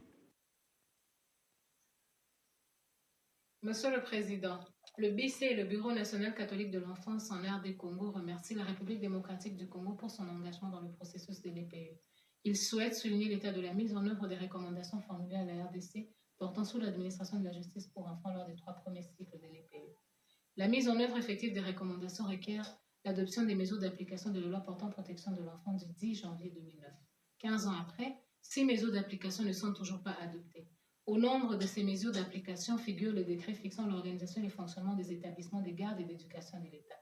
Or, l'accompagnement, la réinsertion et le suivi de la réinsertion des enfants en conflit avec la loi exigent la mise en place de ces établissements de garde. Malgré le diagnostic réaliste posé dans la politique nationale de réforme de la justice, PNRJ 2017-2026, l'engagement portant sur la construction, l'équipement et la réhabilitation des EGE n'a jamais été tenu. D'ailleurs, la PNRJ n'a jamais connu un début de mise en œuvre depuis 2017, faute de budget. Au regard de ces défis, le BC et le BNCE appellent les autorités congolaises à adopter une politique nationale holistique d'accompagnement, de formation et de réinsertion des enfants en conflit avec la loi et des plans d'action pour chaque province. Adopter le décret portant organisation et fonctionnement des EGE. Construire et équiper au moins un EGE à Kinshasa sur les sites identifiés à Maluku et réhabiliter les EGE délabrés conformément à la PNRJ 2017-2026. Merci, Monsieur le Président. Thank you. Now I would like to invite Humanist International by video. On behalf of Humanist International and the Humanist Association of Germany. We thank the delegation of Germany for its presentation. We welcome Germany's acceptance of the recommendation that the government should continue its efforts to promote sexual and reproductive health and rights and comprehensive sexuality education, as well as the right to safe and legal abortion. The current federal government wants to strengthen women's rights to self-determination and create a secure access to abortions. In June 2022, the Bundestag had already decided to abolish the ban on advertising abortions. Furthermore, an important draft law to protect pregnant women from harassment by abortion opponents has been approved by the federal cabinet and must now be passed by the Bundestag. These are all steps we welcome, and we encourage the government to continue this path. While abortion remains exempt from punishment in the first 12 weeks of pregnancy, provided that certain conditions are met, the German Criminal Code currently states that anyone who terminates a pregnancy is punished with up to 3 years in prison. We are disappointed that Germany has rejected recommendations to decriminalize abortion. While we hope to see decriminalization as the outcome of the government's commission, currently examining regulations for abortion outside the criminal code, we remind the government that abortion is not a crime, but a right women have that is protected under a variety of international human rights instruments.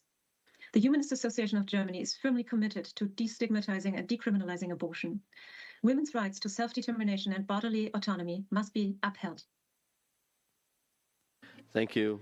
Now I would like to invite Sangsi Patriotic Volunteer Association intervention by video.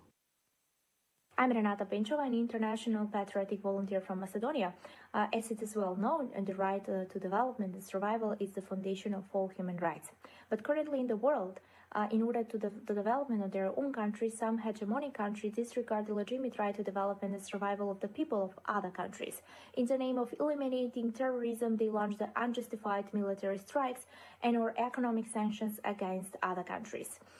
These actions infringe upon their legitimate rights and interests, restrict the right to development, and seriously damage the right to survival and all rights of their people.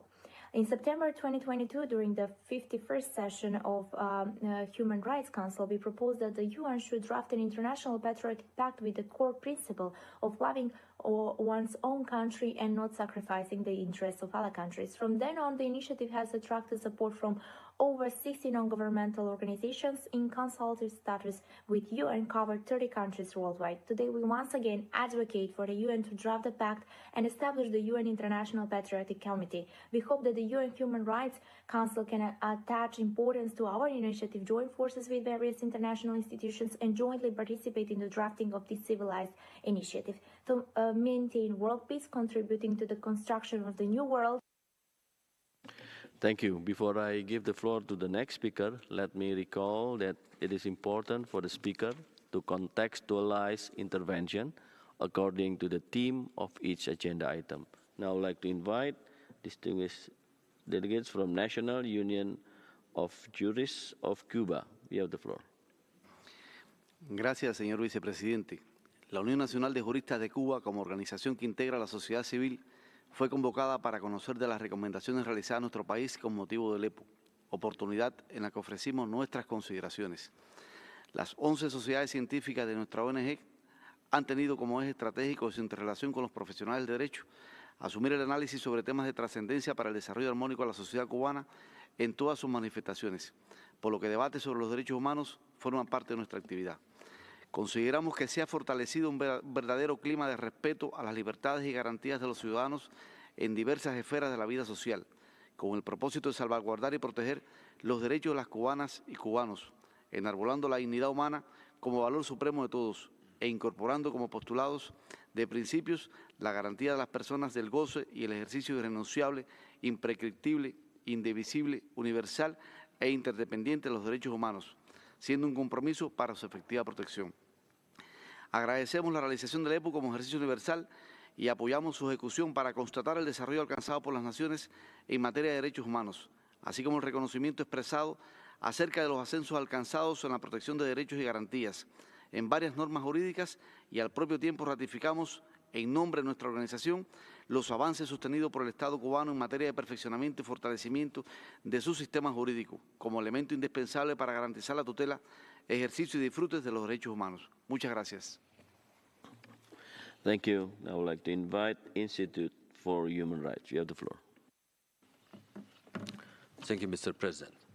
We would like to begin our statement by commemorating 40 days since the tragic murder of Alexei Navalny in the Russian Federation. We would like to express our condolences to the people of Russia in regard to his death.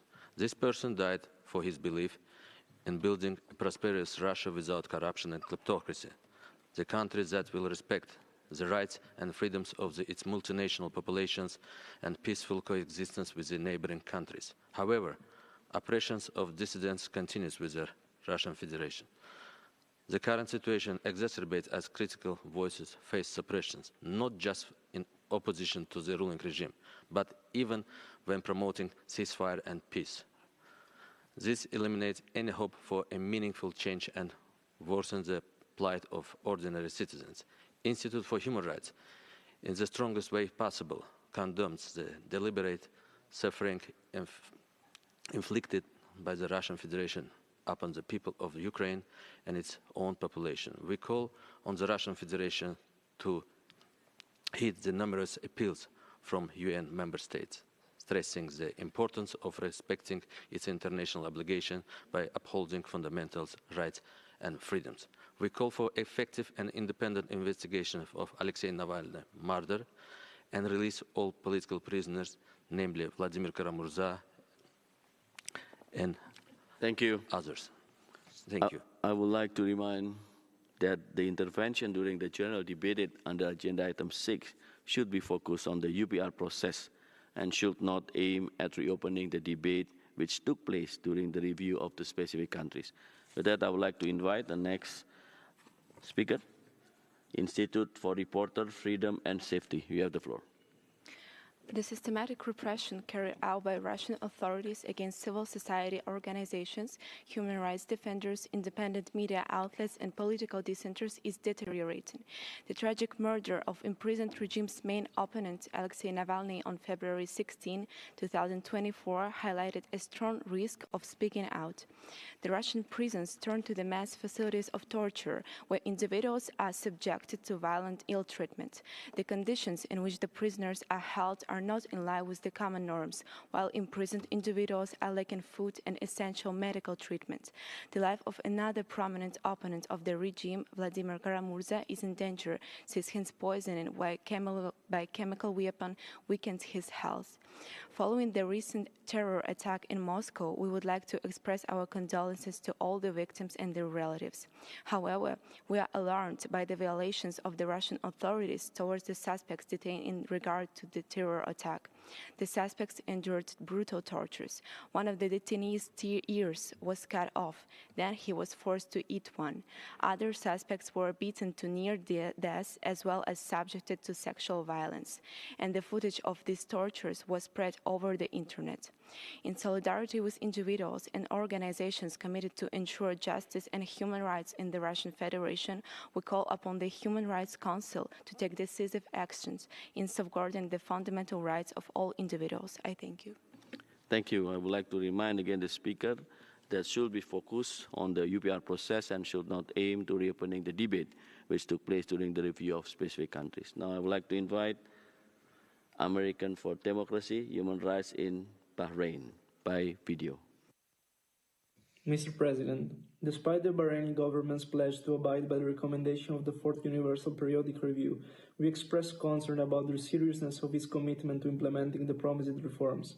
Recently, we have observed with concern the government's restriction of freedom of expression by suppressing protests supporting Palestinians and condemning genocide in Gaza, issuing summonses and arresting citizens, including at least 50 minors, some of whom are still under trial. Bahrain pledged to ensure accountability for torture victims, eliminate religious discrimination, release all prisoners of conscience, and protect the right to freedom of expression and assembly. However, despite supporting these recommendations, Bahrain continues its restrictive policies. Victims of torture-obtained confession remain imprisoned and face horrifying physical and psychological torture, while the perpetrators remain unpunished. This reality prompted detainees to repeatedly go on life-risking hunger strike as a protest against their poor condition, despite their worsening health condition. We urge the international community to pressure Bahrain to fulfill its pledge to implement the UPR recommendation, halt systematic human rights violation, and achieve genuine reform. Thank you. Thank you. And this was the last statement we could accommodate for today. We will reconvene this afternoon at 2:30 p.m. to continue with the general debate under item 6, followed by the interactive dialogue with the Special Rapporteur on the situation of human rights in the Palestinian territory occupied since 1967, and the presentation of the report submitted by Secretary General and High Commissioner for Human Rights under Agenda Item 7. I hereby declare closed the 44th meeting of the 55th session of the Human Rights Council.